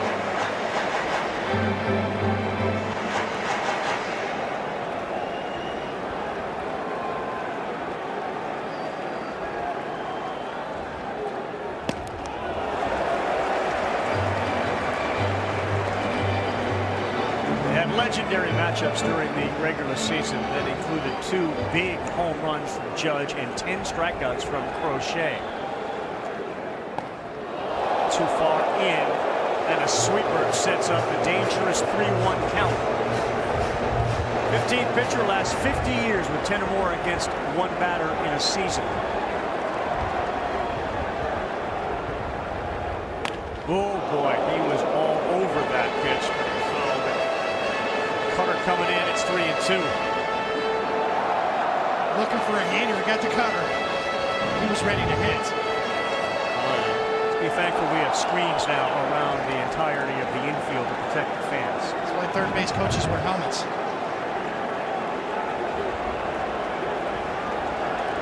93rd pitch to 99, Judge.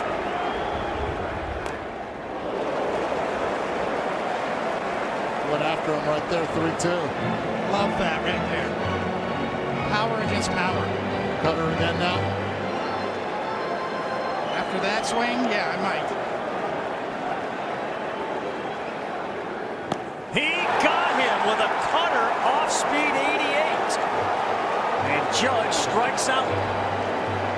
Crochet walks off as Judge does the same. Got him to expand. Garrett Crochet picks up another strikeout, and he's retired 13 in a row. Back here, Yankees and Red Sox in a terrific game. 1-0, 7th inning. Fried stays on the mound to get the left-handed hitting Jarren Duran. Weaver was warming up last inning. And he gets him with a curveball, 0-1. Conviction and confidence tonight for Max Fried has been evident as he goes into the 7th, having allowed just 4 hits and no runs. Well, one thing that Fried has done is pitch in, out, and taking pitches off with velo. Not a lot of 4-seamers, not a lot of 2-seamers. It's been the breaking stuff. It's been the changeup. Curveball sweeper. And this one off the end of the bat. Here's a foot race between Fried and Duran. What a job by Goldschmidt to get rid of the ball so fast. He allowed Fried to catch it in motion and step on the bag. That's a great point, Carl. And there'll be a great ovation for Max Fried. But his defense tonight has really helped him. Holding the double play in the last inning.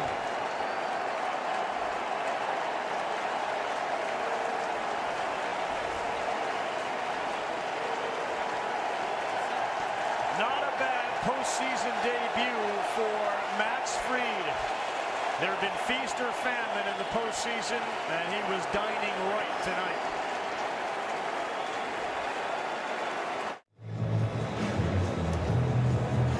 Well, there he is, Max Fried. He was outstanding, and again, helped by his defense tonight as he struck out 6. It's a great pickup, Carl. You know, Goldschmidt, the Gold Glover, gets it to Max Fried early enough so that he's got time to multitask. Give me the ball now, so then I've got time to find the bag and beat a speedy Jarren Duran.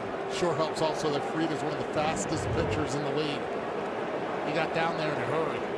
Now he'll watch with everyone else here and you at home as the bullpen is activated. Luke Weaver against Rafaela. Swing and a miss on the first one, a changeup at 90. Take a look at the numbers for Weaver. It's been a bullpen that at times has been dominant and at other times disastrous. He was so good in the postseason last year. He was money. September ERA was 5.13 for the bullpen, and yet there were flashes when you'd hand it to Weaver and Williams, and then maybe Duvall, but Bednar at the end, very, very capable. Yeah, Bednar at the end kind of solidified everything. Rafaela 16 home runs on the season. It's 1-0. We're in the top of the 7th inning.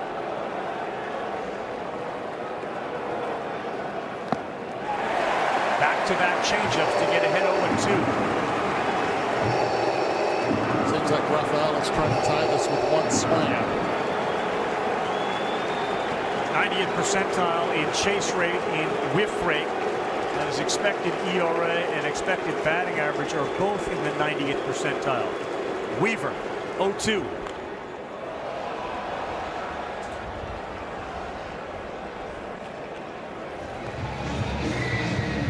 Well, like we've seen in the Hall of Famer, was the last to do it. A great debut for Max Fried in the pinstripes in the postseason. That's where Yankees become legends in the postseason. The 0-2. Chase down, and he's able to foul it off. Sped him up with the fastball, 0-2 up. Then goes right back to the changeup down.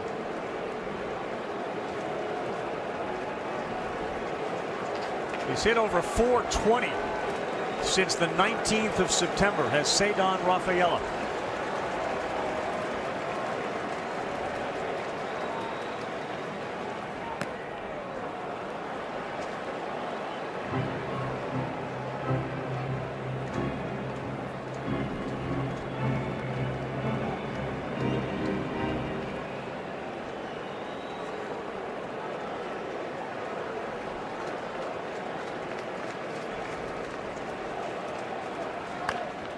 Rafaela, this one may be playable. Goldschmidt going over towards the stands, but no, it drifts in.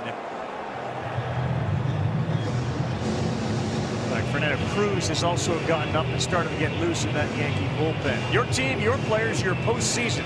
Follow all the postseason action. Download the MLB app. It's the #1 app for live baseball.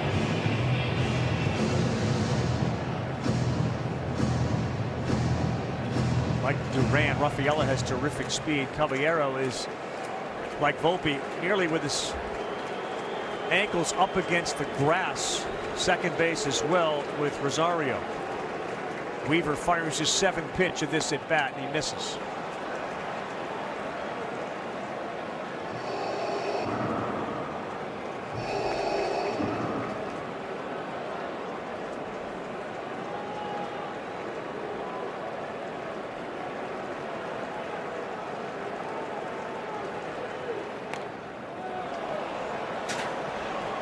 Coming into the postseason, right, this was one of the questions.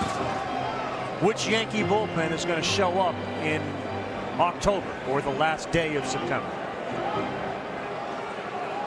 Aaron Boone says this is the best team he's ever had here. Part of that is because of the moves made at the deadline by Cashman to bolster both the offense, the bench, and the bullpen. That's just foul. Rafaela right now on the fastball, and that one right there was a changeup. Barely was able to keep it fair as well. If the changeup is going to be effective, you have to get Rafaela to chase out of the zone. 10th pitch of the at bat. Everybody in the stadium, including all the players, know how important this game is, this inning is. They're all up on the railing. He bounced another one, a changeup. The temperature in the ballpark feels different, doesn't it? Very much. Pitch to pitch.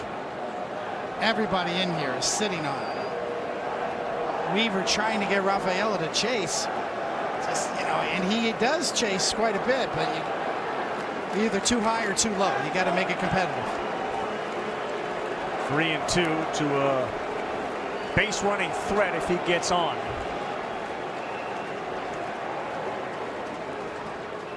And he lost him. Rafaela will take the walk and the base. And you can feel the anxiety rising here at the stadium. No Max Fried anymore on that mound.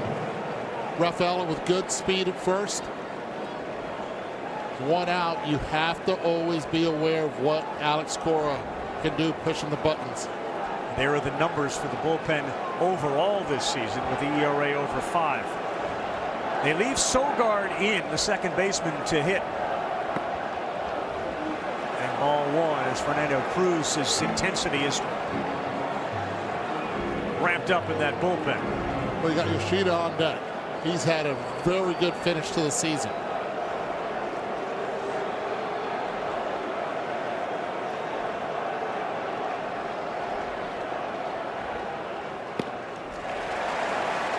been his pitch so far tonight, a changeup. Swing and a miss from Nick Sogard. You have Nathaniel Lowe, who is available. Roly Gonzalez conceivably could have moved to second base, and you have Lowe hit here. Sogard instead sends one up the middle. Rafaela will head to third. Sogard aggressively going into second, and he is safe.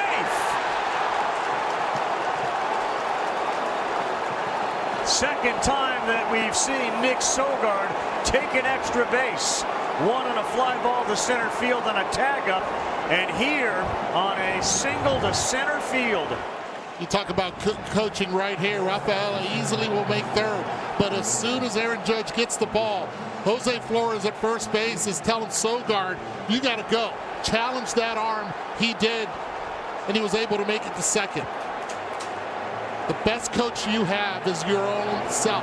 You get the reassurance by the first base coach. That is advanced scouting right there by the Boston Red Sox. Great job by Sogard, pushing the envelope.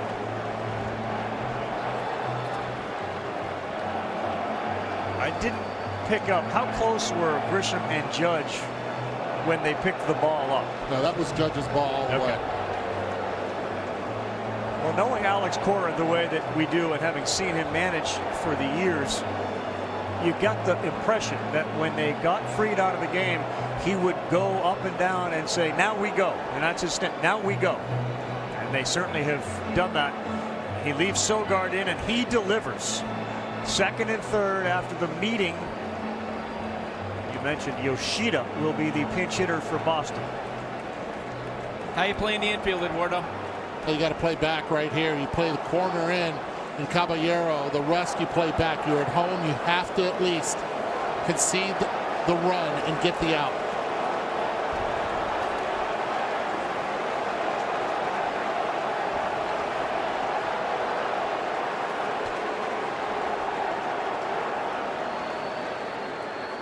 Yoshida sends one to center field.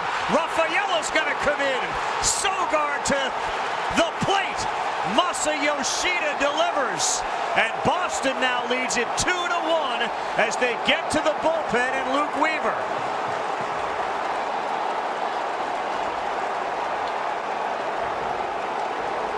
And that happened quickly.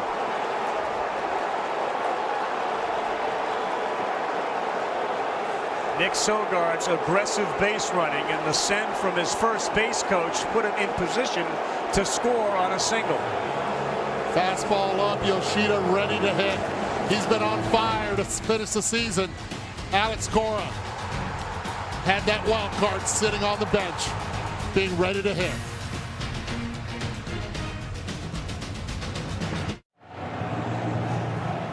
Well, Max Fried no longer in line to pick up a win. He was outstanding. Weaver a walk to Rafaela, and then Sogard and Yoshida deliver. Now it's Cruz against Story.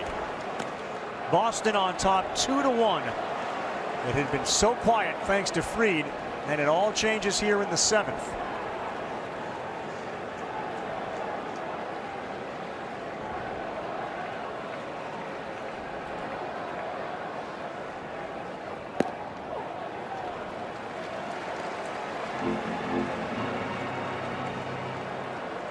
And if you're wondering why they're not running for Yoshida yet, Alex Cora knows that there's a lot of baseball left. Might have an at-bat again, perhaps in the 8th or the 9th inning.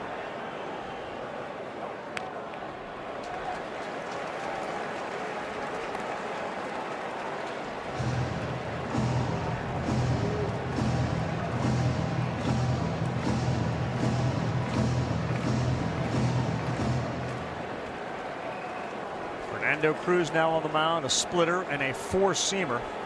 He'll throw a sinker about 14% of the time and a slider. He has terrific extension, meaning he gets way down the mound before he lets that ball go.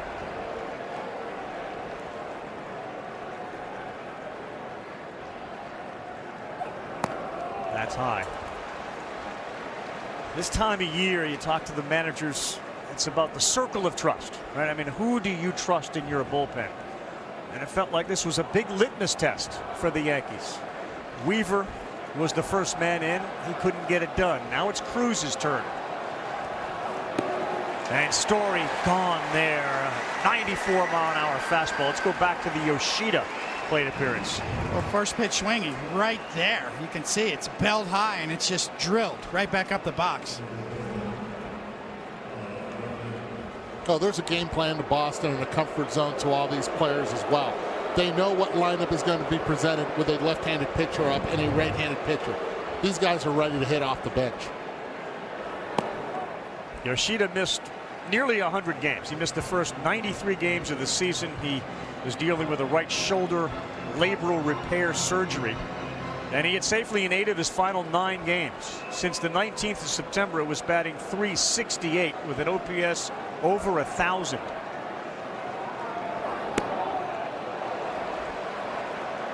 And it took him 1 pitch to make an impact here. You have to go back to the Sogard base running. Yes. Putting the pressure on the defense in the outfield and paying attention to the scouting report, running with his head up.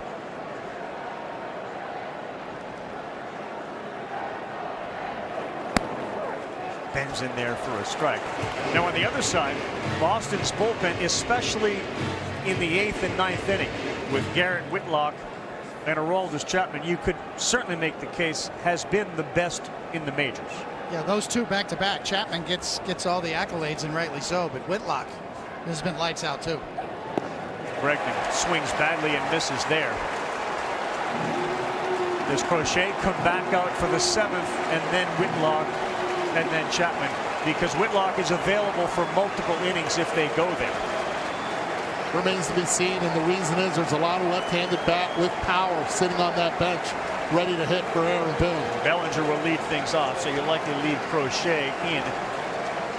He's retired his last 13 in a row.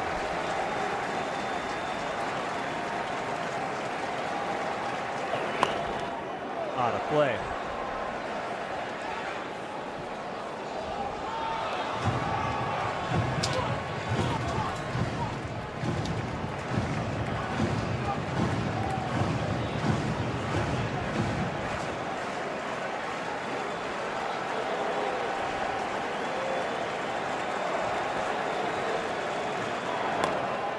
Play again.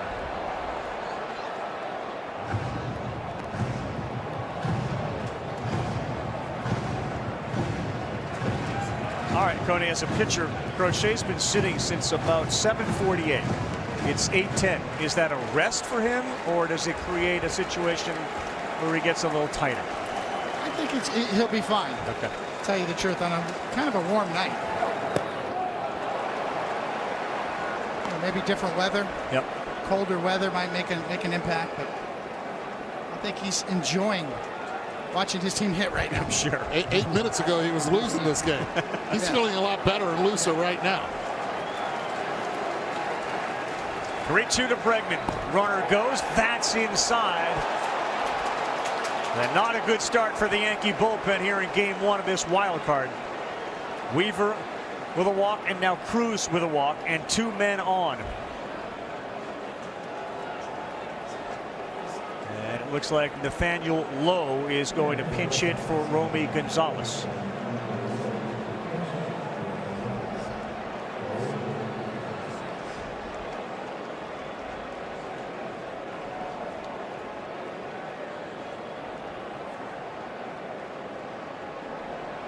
He, of course, won a World Series with the Rangers in 2023. And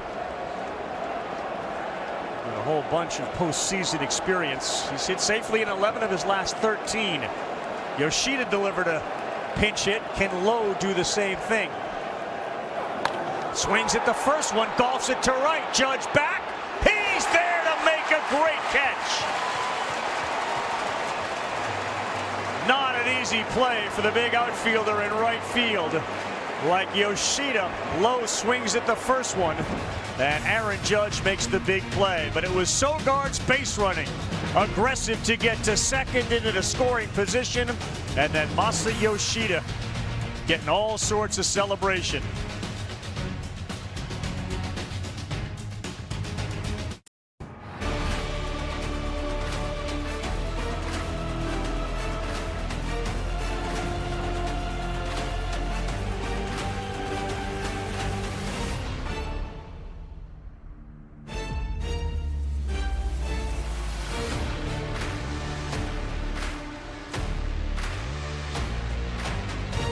Well, he went from exhilaration to frustration, Max Fried, as did this big crowd here at Yankee Stadium tonight, as the Red Sox have got themselves a lead. And the newest ESPN original series, Believers, is now streaming on the all-new ESPN app. Ben Affleck was the executive producer. He's, of course, a lifelong Red Sox fan, and the three-part series tells the story of how for 86 years, Boston broke the spirits for generations of their most devoted followers, falling short of a championship time and time again. It's now streaming on the ESPN app. All right, Coney, Garrett Crochet is back on the mound. Boston bullpen fairly quiet right now. Third time he'll see Bellinger. Well, we know that Crochet can feature some high-octane gas, and he can go up top and get you right through it and jam you and set up all of his other pitches. And he's got a good sweeper, but the cutter's the pitch tonight that he's got all the swing and misses on, 6 of them tonight. And here's a look at 3 good ones. Down and in, on the inside corner, all glove side, and the last one, back door that gets Aaron Judge chasing.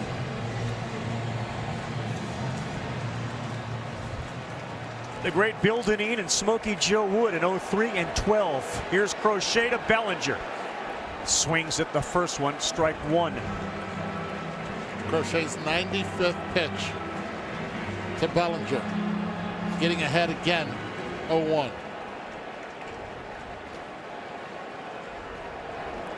Reset the defense as Lowe is in at first base for Boston in a moment.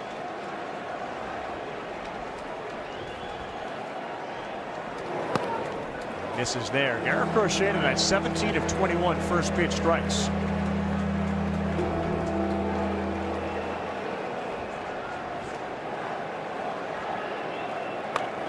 Bellinger pops this up on the infield. Story is calling it. Sogard clears. 1 out.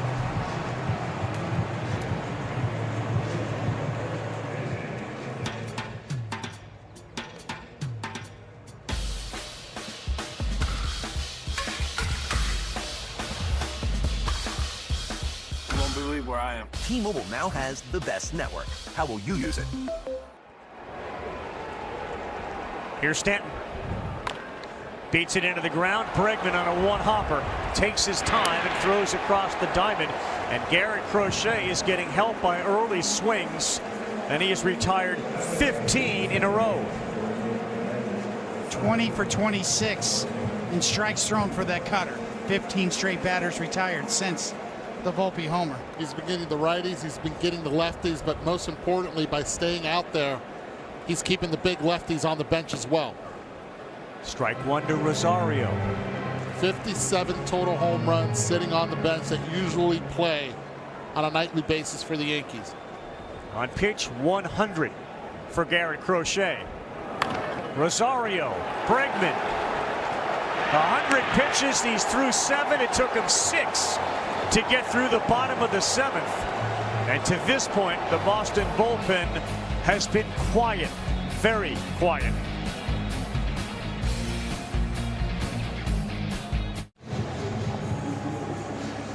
MLB Together is baseball's platform embodying the sport's commitment to philanthropic causes and mental wellness efforts by teams, players, and the league. To learn more, please visit MLBT,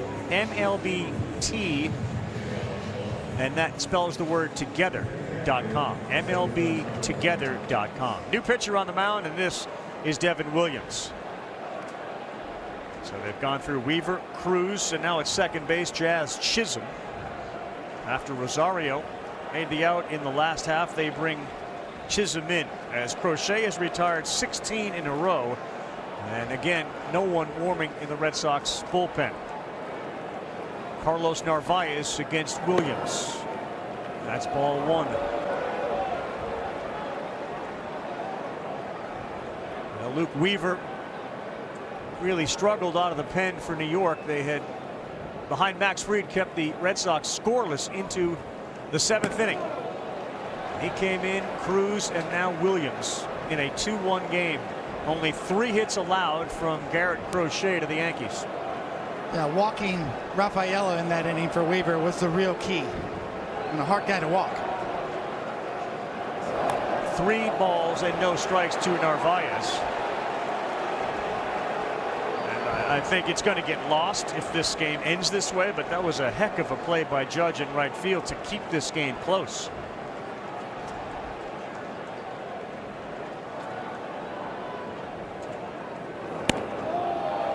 How about Narvaez? Third walk of the game. This one came the easy way. 4 consecutive pitches to start off for Williams. Somewhat stunning given the effort that they made to bolster the bullpen.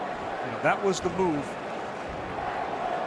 to make sure that they had the support behind the starters of Fried and Rodon, and Heel came back. Wilyer Abreu bats for Boston now. That's in there for a strike. By getting Fried out of the game, you go back to that Narvaez at bat. A huge at bat, shortened up his outing just to 6 1/3 innings of work. Alex Cora has been able to bring in his 3 left-handed bats off the bench. And by the same token, the Yankees have not been able to activate the lefties off the bench. Chisholm is in, but Ben Rice is sitting on the bench. And it feels like it may continue into the 8th inning, and then you bring another lefty in Chapman.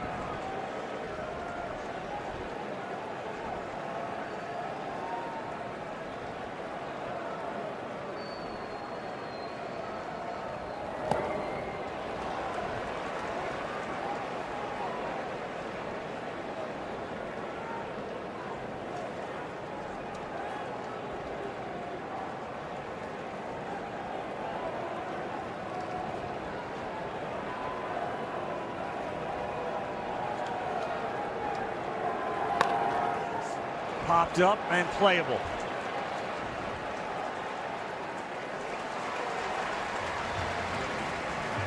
One down on an Abreu flyout to Caballero. At the very least, Aaron Judge will come to the plate again. As you're looking at the order of Grisham, Volpe, Wells, Caballero, Goldschmidt, and Judge.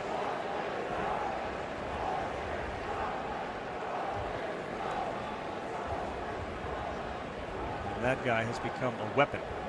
That's Ben Rice.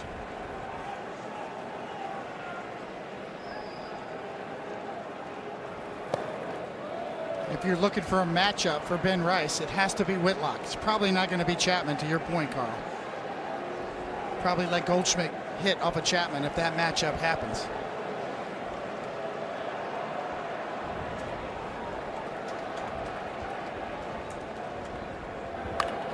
Duran, another chance. Caballero and Volpe. Difficult play, and he makes it. Really good play by Caballero in foul territory. That's a heck of an adjustment by Caballero, who thought the ball was going to be a lot farther than what it was. When he looks up, the wind actually brought it back. Hustles towards the baseball and then is able to make the adjustment on the fly. Yeah, Caballero playing all the way in to protect against a potential bunt.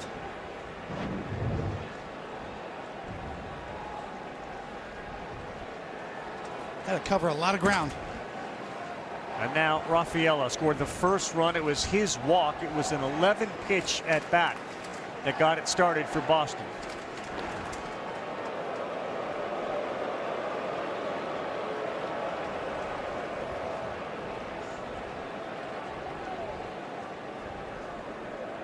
Narvaez at first has 1 stolen base this season.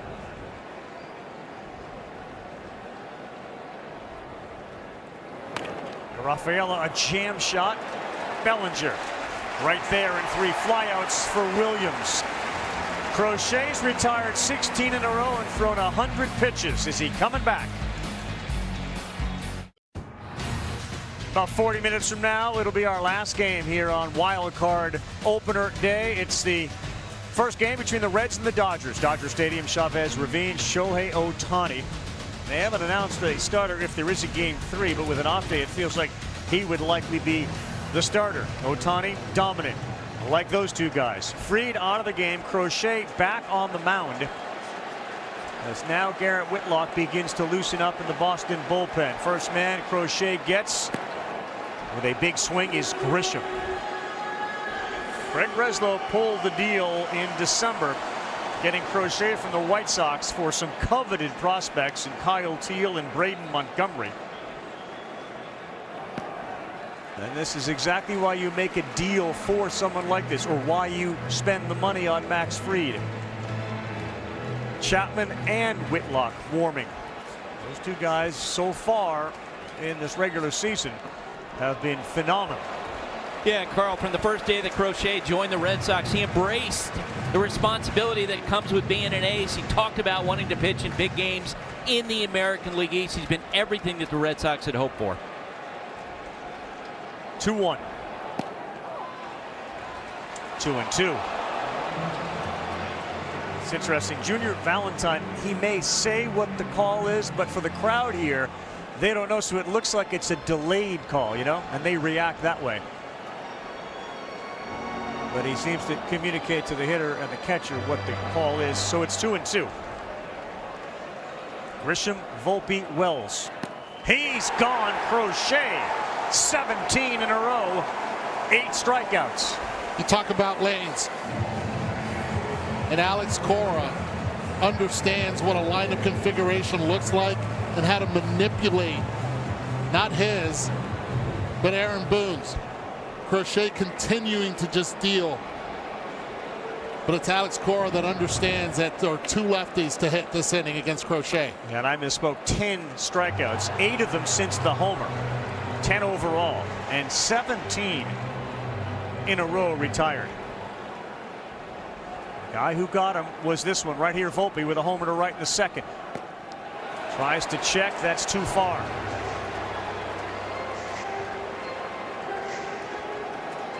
That's been Crochet's best pitch tonight, is that cut fastball. Served him well. His best swing and miss pitch, his best command pitch.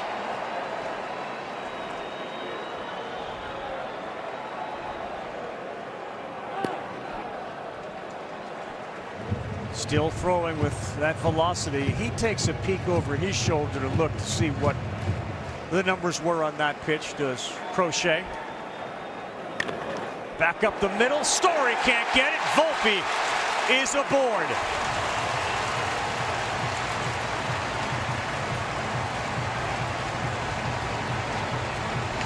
How about Volpe?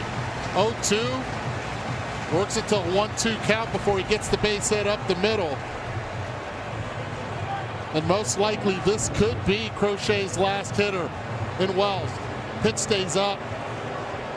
Volpe hits it right back where it came from. Under the glove of Crochet. Now the go-ahead run at the plate. Austin Wells. Strike 1. First time he faced Crochet this year, he took him deep. Then he also had a double off him in that game. Volpe single ends that 17 straight. Retired. He's bouncing off first base. Will not go, and Wells fouls it off. That's how Volpe will steal the base. He will bounce a few times and then take off once Crochet commits. The Yankees really respect Narvaez behind home plate. His ability to, his pop time and his arm accuracy. Crochet kind of average-ish in terms of his time to home plate. Not a great move to first. 18 stolen bases for Volpe, not going here. Fouled off. So the season high for Crochet has been matched tonight. 112 pitches. He's right there. This isn't May. Definitely it's not August as well. Volpe continues to go back and forth. And that's a little high. Felt like you were going to say it's not May, it's October, but you realized it was still September. Couple hours away, Carl, you're right. Just knowing your partner. I like it. New career high, 113 pitches and a quick throw to first.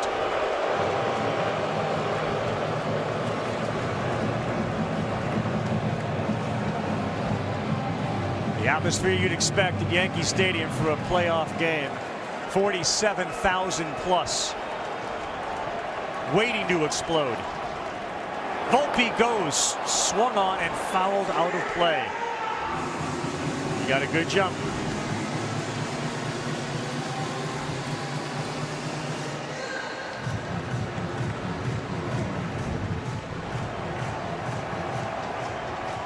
And that's the kind of 2 hops into the run for Volpe. This time he's got a butter. He's doing it again.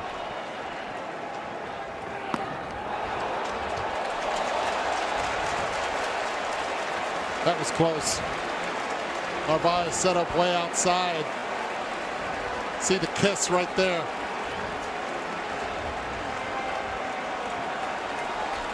Bednar up in the Yankee pen. Whitlock and Chapman in Boston. It's 2-2 pitch.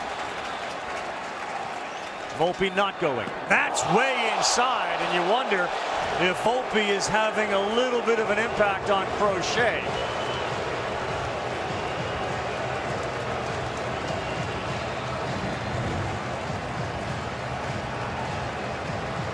I don't think so. Because the pitch right before that was right on the corner. It could have gone either way. Strike zone had it. The K zone had it as a strike. This one up and in. It could work in his favor right now, 3-2. What would a runner like Volpe doing those things do to you on the mound? And again, I get it. You're a righty. He's a lefty. He's staring right at him. Well, there's no doubt. You can provide a distraction over there. It's a valid point. You guys see Bregman talking to everybody else. What do you think he was saying? Well, just focus on the hitter. You got the lead. You're 2-1 right now. Make sure everybody knows what pitch is coming too, because that can impact your defense, leaning one way or another. Crochet's 117th pitch. That's called strike 3. Austin Wells, a catcher like Narvaez, perhaps trying to buy himself the walk like Narvaez has done twice. What's Cora going to do here? He's going with Chapman.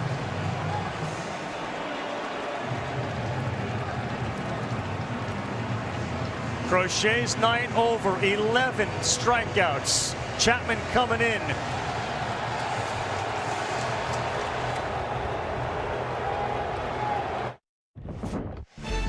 Well, that meeting on the mound seemed to pay off. Refocused Crochet, who threw that last pitch at 100.2 miles an hour, his fastest pitch of the night. At the knees. And yes, it's a strike. So baseball is so beautiful for things like this. When you bring in a guy that was a New York Yankee for a long time. In fact, 111 saves for Chapman from 2018 to 2022 with the Yankees. And look at the numbers with Boston this season. His walk rate has really disappeared. He will get Jose Caballero. And apparently a pitch calm issue. And let's not forget, even though he did have all those saves, his exit from New York against Chapman wasn't a good one. And boy, has he turned it around here. Alex Cora on this end is making Aaron Boone leave Ben Rice on the bench. Outstanding managing. He had Garrett Whitlock ready to go. This is Whitlock's normal spot in the 8th inning. Alex Cora is playing his trump card right here. Ben Rice came in hot. And now he's on the bench, stuck.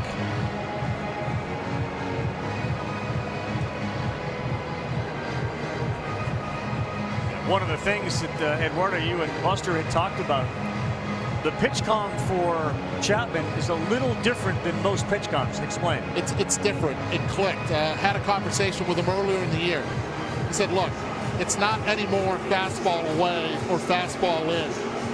It's what location is that away pitch going to be? It's fastball up and away. It's fastball down and in.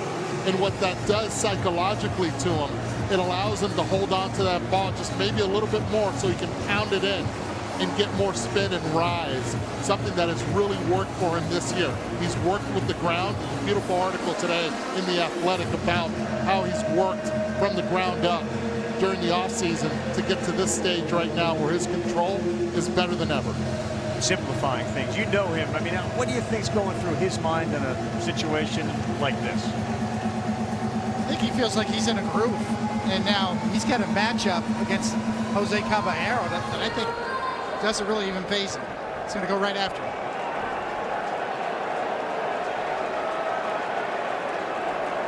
First pitch from Chapman will throw 100 miles an hour as Volpe dances again, and that one is way inside at 96. Ball 1. Goldschmidt and then Judge. One thing that Chapman has not done good in the past is hold runners on.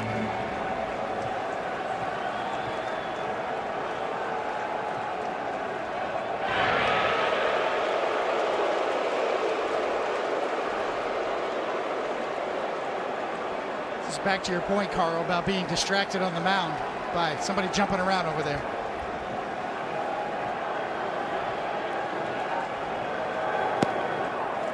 One ball, one strike. And a lot of pitchers will tell you, right?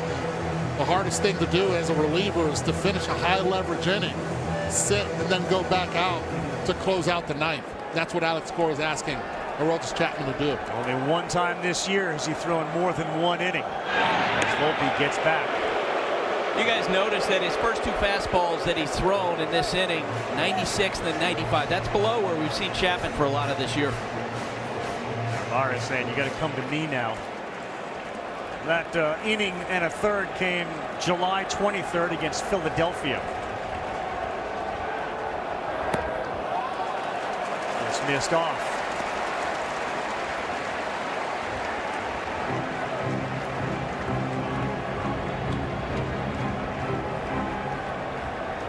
That momentum lead that Volpe gets. Lou Brock, the great base stealer, did it. He had a huge lead there, and that's going to send him over to second base. Narvaez had said, you got to come to me. And with the rules, you can't go there a third time. So Volpe is into scoring position. That's a mistake. It's a bad mistake.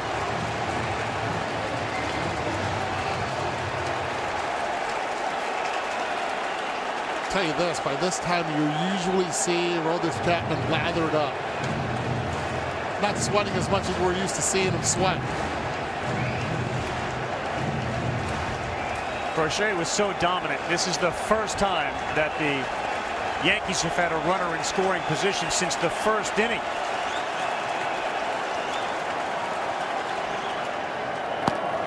Caballero at 98.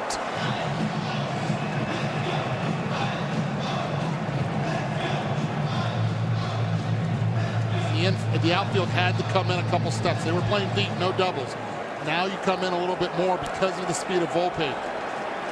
Great arm in right field in Abreu. Great arm in center with Rafaela as well.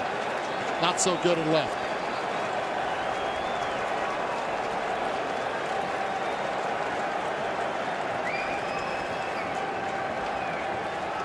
Two balls, 2 strikes, 2 outs, and a foul off.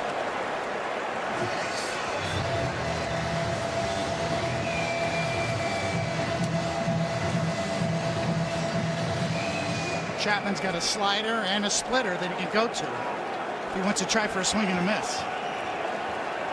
Or a loud out will work well also for the Red Sox. Another 2-2. Shallow center. Rafaela running over there. Abreu is cutting in front of him. He did not communicate at all, and he took it away, and that was close.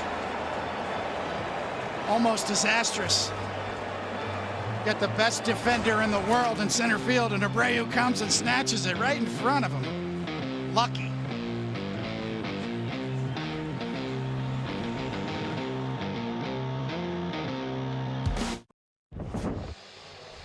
Well, boy, obviously it is really loud, especially in that outfield, and this one was dropping, and it looked for a second like Abreu and Rafaela were going to collide. Cedon delighted that Abreu, a fellow great outfielder, Gold Glover, caught the ball, but like, what was that just ran by me?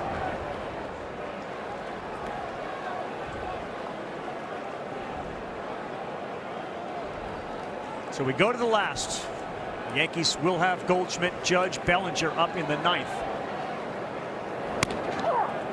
It's arguably been the legs of Nick Sogard that have made the biggest difference in this game for the Red Sox. That's how they've done it this year with so many utility players. Big swing and a miss. StatCast is powered by Google Cloud. 7.9 seconds from home to second, the fastest of his career. And the postseason and a Yankee Red Sox rivalry, game one of a wild card. You see Crochet throw his hardest pitch of the night on his last pitch, and Sogard run as fast as he's ever run from home to second. Aaron Boone trying to keep this a one-run game. Brings in his closer, Bednar, especially with the lineup that he's got coming up in the bottom half. Goldschmidt, Judge, Bellinger.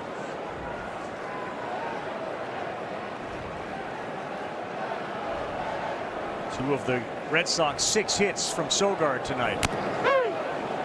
He's gone. A 98-mile-an-hour fastball as Masataka Yoshida will come to the plate for Boston. Take a look at the best in the game. It's presented by T-Mobile.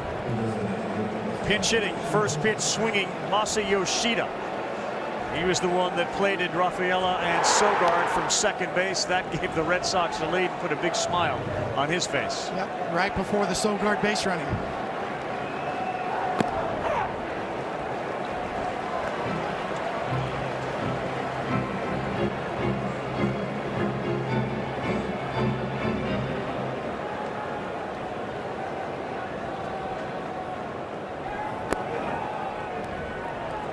I think most baseball fans, if you said, what's the matchup? You know, you always talk about matchups that you want to see. Pitcher versus hitter. Crochet Judge is right there, but Chapman and Judge in the ninth is the matchup you want to see. As Yoshida grounds one to second, where Chisholm is there, and Jazz backs up and throws him out.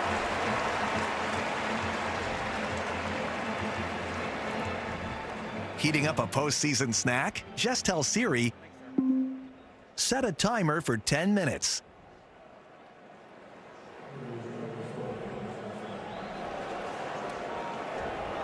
Yep, Aaron Judge will bat second in the bottom of the ninth.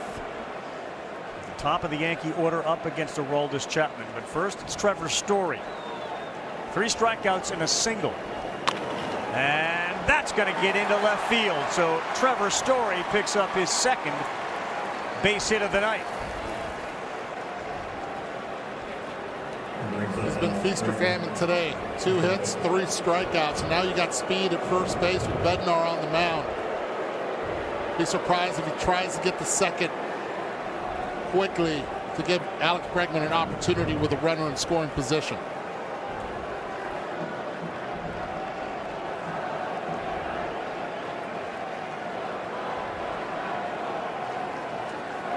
Leaning, but he's able to get back.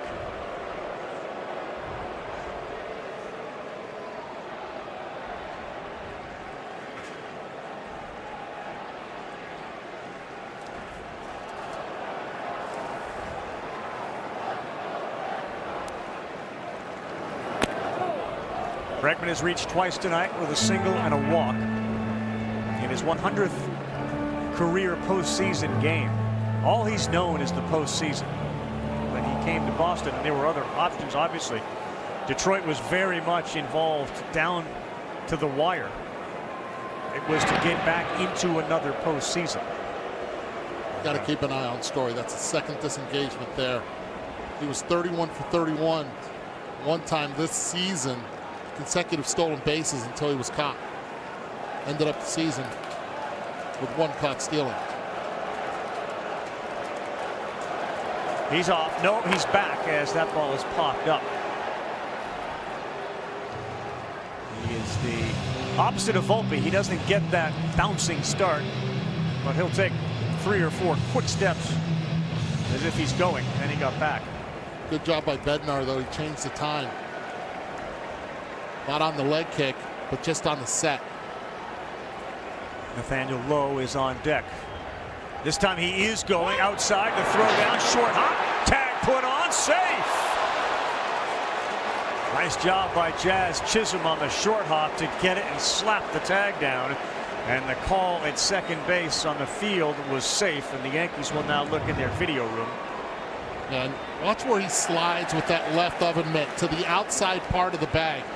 Beautifully done by Trevor Story. And we had a conversation earlier about these oven mitts. I think they should be regulated. Some of them are really long. Now, Trevor Story's is not. He's safe.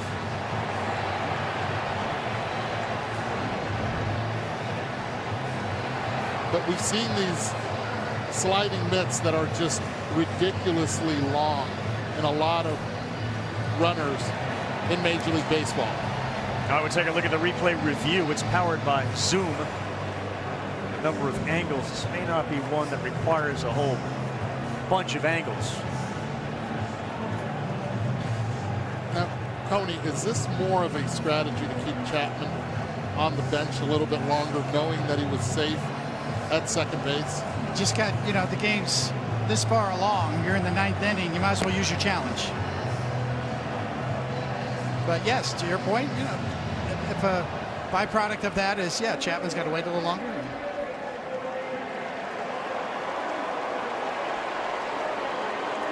So the call on the field will stand. And Bregman will get a 2-1 pitch from Bednar. Bregman got a 3-year, $120 million deal. Jeff Passan a couple of weeks ago suggested that it's very likely that Bregman will opt out of his deal and enter free agency again. That's a call in the corner, a curveball.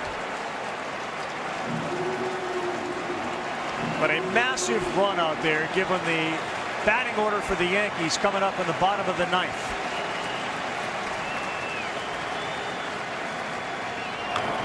And Bregman a slow roller, and it's fielded in the foul territory. Wells. Bregman did not travel with the team to New York because he was not feeling well. Trevor Story wasn't feeling well before the start of the game. Both post in this situation. Game 2 tomorrow night, Rodon and Bayo.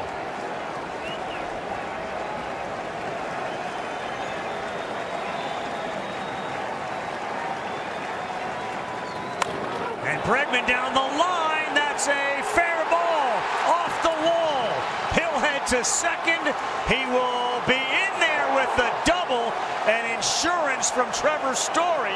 It's 3-1 Red Sox. Alex Bregman does it again to the Yankees. He did it on a splitter. Pitch was down. He was able to keep it fair. That'll take Bednar out of the game.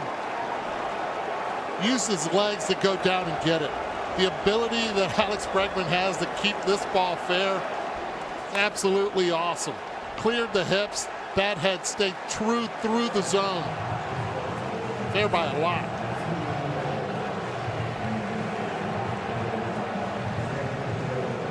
Well, at some point you have to look at the Red Sox front office and the moves that they made in Crochet and Bregman and the impact that both have had tonight. Postseason experience that Alex Bregman has, his role inside that clubhouse, sort of the voice of whatever anybody needs. And Crochet came over and was the same way with some of the young pitchers. It's a great point. I mean, how many times do you see a starting pitcher in today's game hand the ball to your closer in a big game like this? And that's exactly what Crochet provided for the Red Sox. A bypass of the high leverage guys. And here you go, Chapman. Here's the ball. Go back to that 7th inning, that 6-pitch 7th inning that Crochet had against the Yankees. Allowed him to go out there in the 8th inning and get 2 big outs before handing the ball over. And as we look forward to game 2, the Red Sox will now have seen all of the leverage relievers for the Yankees. Tim Hill warming up. Play Ball, baseball's global youth initiative to highlight the fun and accessible ways to play our great game. To learn more, including how to find a league near you, go to playball.org and follow @playball on X, Facebook, and Instagram. And you can wear what the players are wearing on field during the postseason. Check out the largest selection of the jerseys, the caps, the hoodies, the t-shirts, and a whole lot more. Visit MLBshop.com for your favorite postseason team gear. Any other promos we can get in here while Hill's warming, or are we good?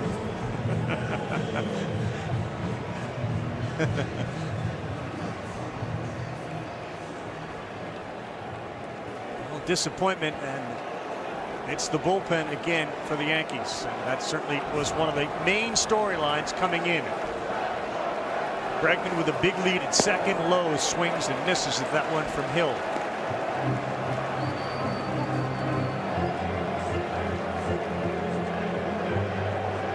Two runs in the seventh, one in the ninth for Boston. Chapman will get the ball to try to close it out, but it will not be easy. You're going to have to earn it against Goldschmidt, Judge, and Bellinger.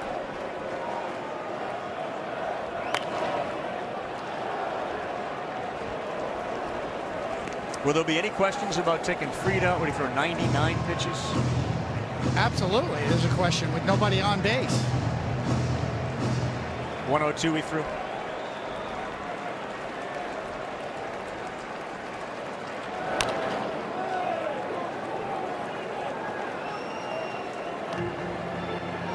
The question becomes, are you playing for the big picture, or are you playing for one game? If the Yankees are going to go, we mentioned before, if the Yankees are going to go all the way to the World Series, Max Fried's going to have 7 starts this postseason. Yep.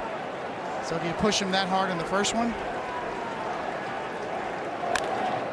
Lowe lifts one to center. Grisham went back. Now he's in, he's there, and that will do it.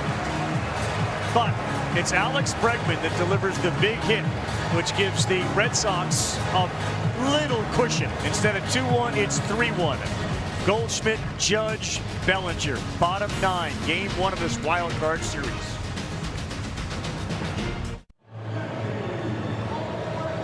Stage is set here for our bottom of the 9th and the top of the 1st, soon to get underway in LA. The Reds on a green. The Dodgers, Blake Snell. That's tonight, 9 o'clock Eastern time on ESPN. You knew that Terry Francona would have an impact on the Reds. It's not like they won 100 games, but there he is back in the postseason with a sneaky, dangerous team. Reds Dodgers comes up next. The games today have all been very close. But wild card series, since we went to this in 2022, only 4 of them have gone to a game 3.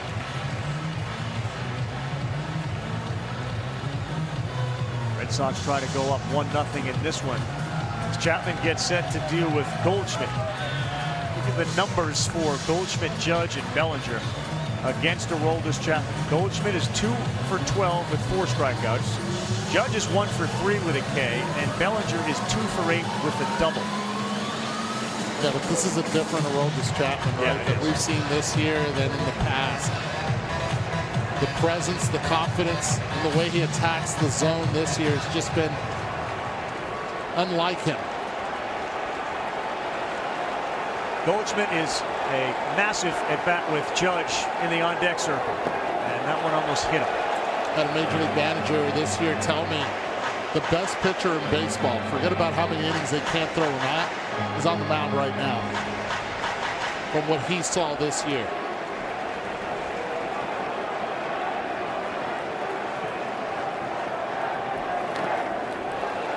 With that slider, and it's 1-1.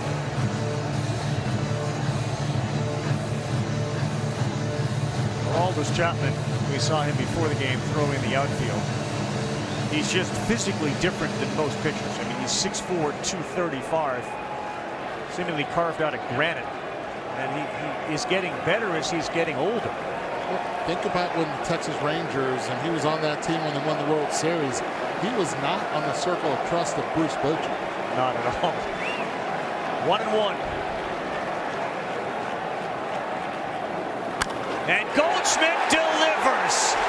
He knocks one into right, and Aaron Judge will come up as the tying run. What a moment here at Yankee Stadium in the first of this wild card series between New York and Boston. You think the fans know it? Tying run at the plate, the most prolific home run hitter past few years is up.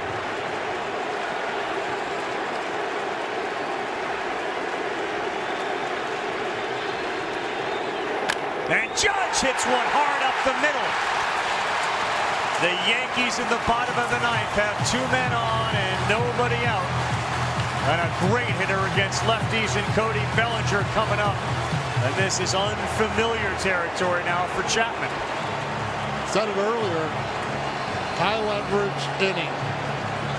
What do you do coming back out? So far, Goldschmidt and Judge have come through. And you still have Garrett Whitlock in the bullpen. Any thought to pinch run for Goldschmidt? He's a good base runner, but he's out there at second. He's not the time runner. Bellinger towards the gap. Rafaela will not get it. Goldschmidt could not advance because he didn't know if it was going to be caught, but the bases are loaded on 3 straight singles. Those singles come on 5 pitches. And this place is getting off right now.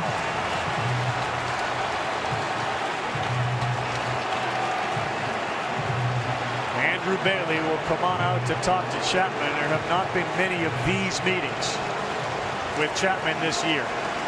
Bellinger so good against left-handed pitching, the best left-handed batter against left-handed pitching this year. Fights that pitch off, muscles it into the gap. Bases loaded, nobody out. Bellinger came in hitting almost 350 with runners in scoring position, and he delivered.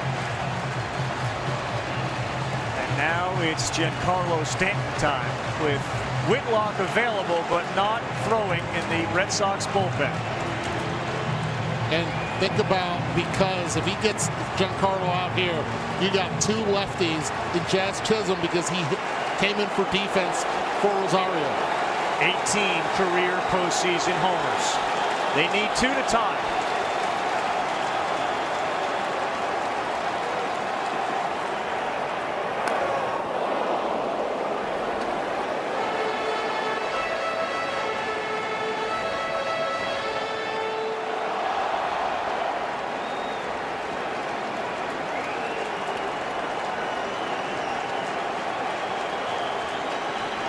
Plenty of room in left center field as Rafaela is shaded towards right. Swing and a miss from Giancarlo at an elevated sinker at 100. He's got to stay up there. You throw that 100-mile-per-hour pitch down in the zone, it's going to get hit and hit hard. High fastball has become a potent weapon for major league pitchers, especially Chapman this year. He did live up there, and he fouled it straight back at 101.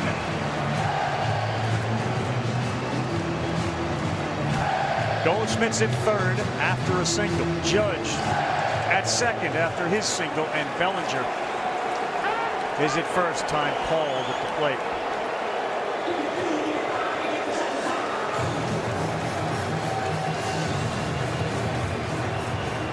Many memorable moments in October for Giancarlo Stanton in pinstripes.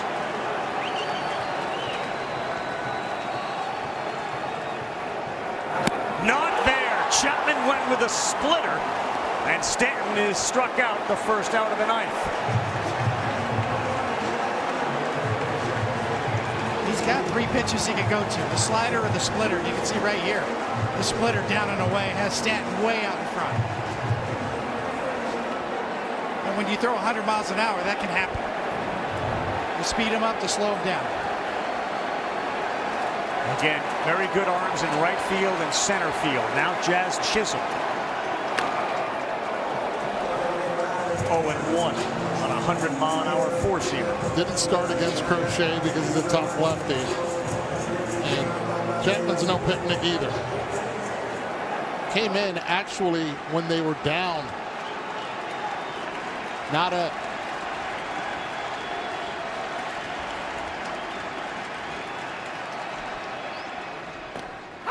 That's called strike 2, 101. It's a lot of the plate. It's a great point you made, though, that he came in, and usually you see him all warm and sweaty, and it's taken him a while. And And of course, he was back on the bench after the 8th inning. Feels a little bit more like the Chapman they've seen all year as he has thrown 6 straight strikes.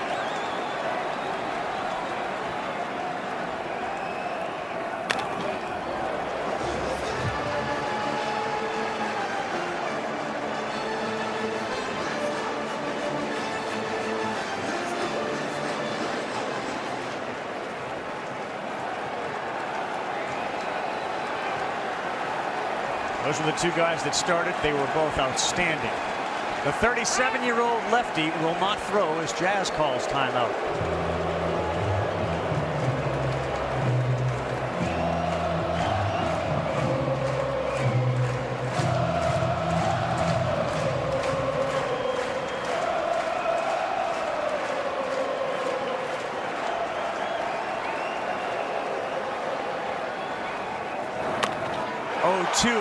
Again, Abreu, really good arm. Goldschmidt at third.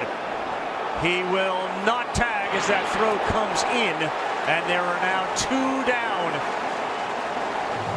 for the Yankees, trailing by 2 with Trent Grisham coming up.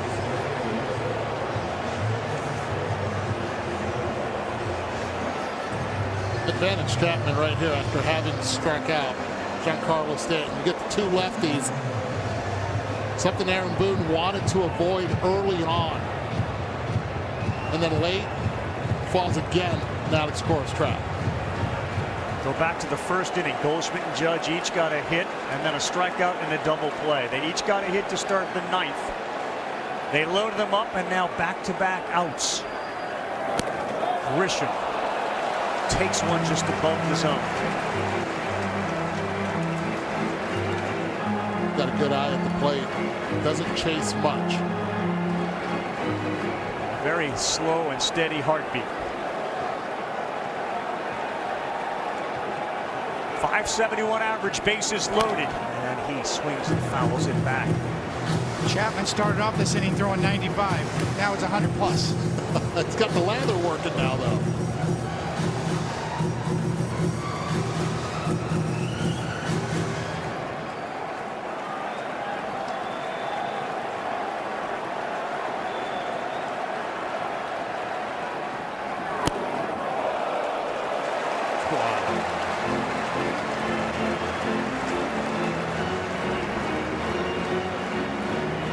Been a handful of those that have been very close, and they have tickled K-zone, but they have not gotten a strike call. 2 balls and a strike. Judge is the tying run at second. Knee buckler there. Evens up at 2-2 on a slider.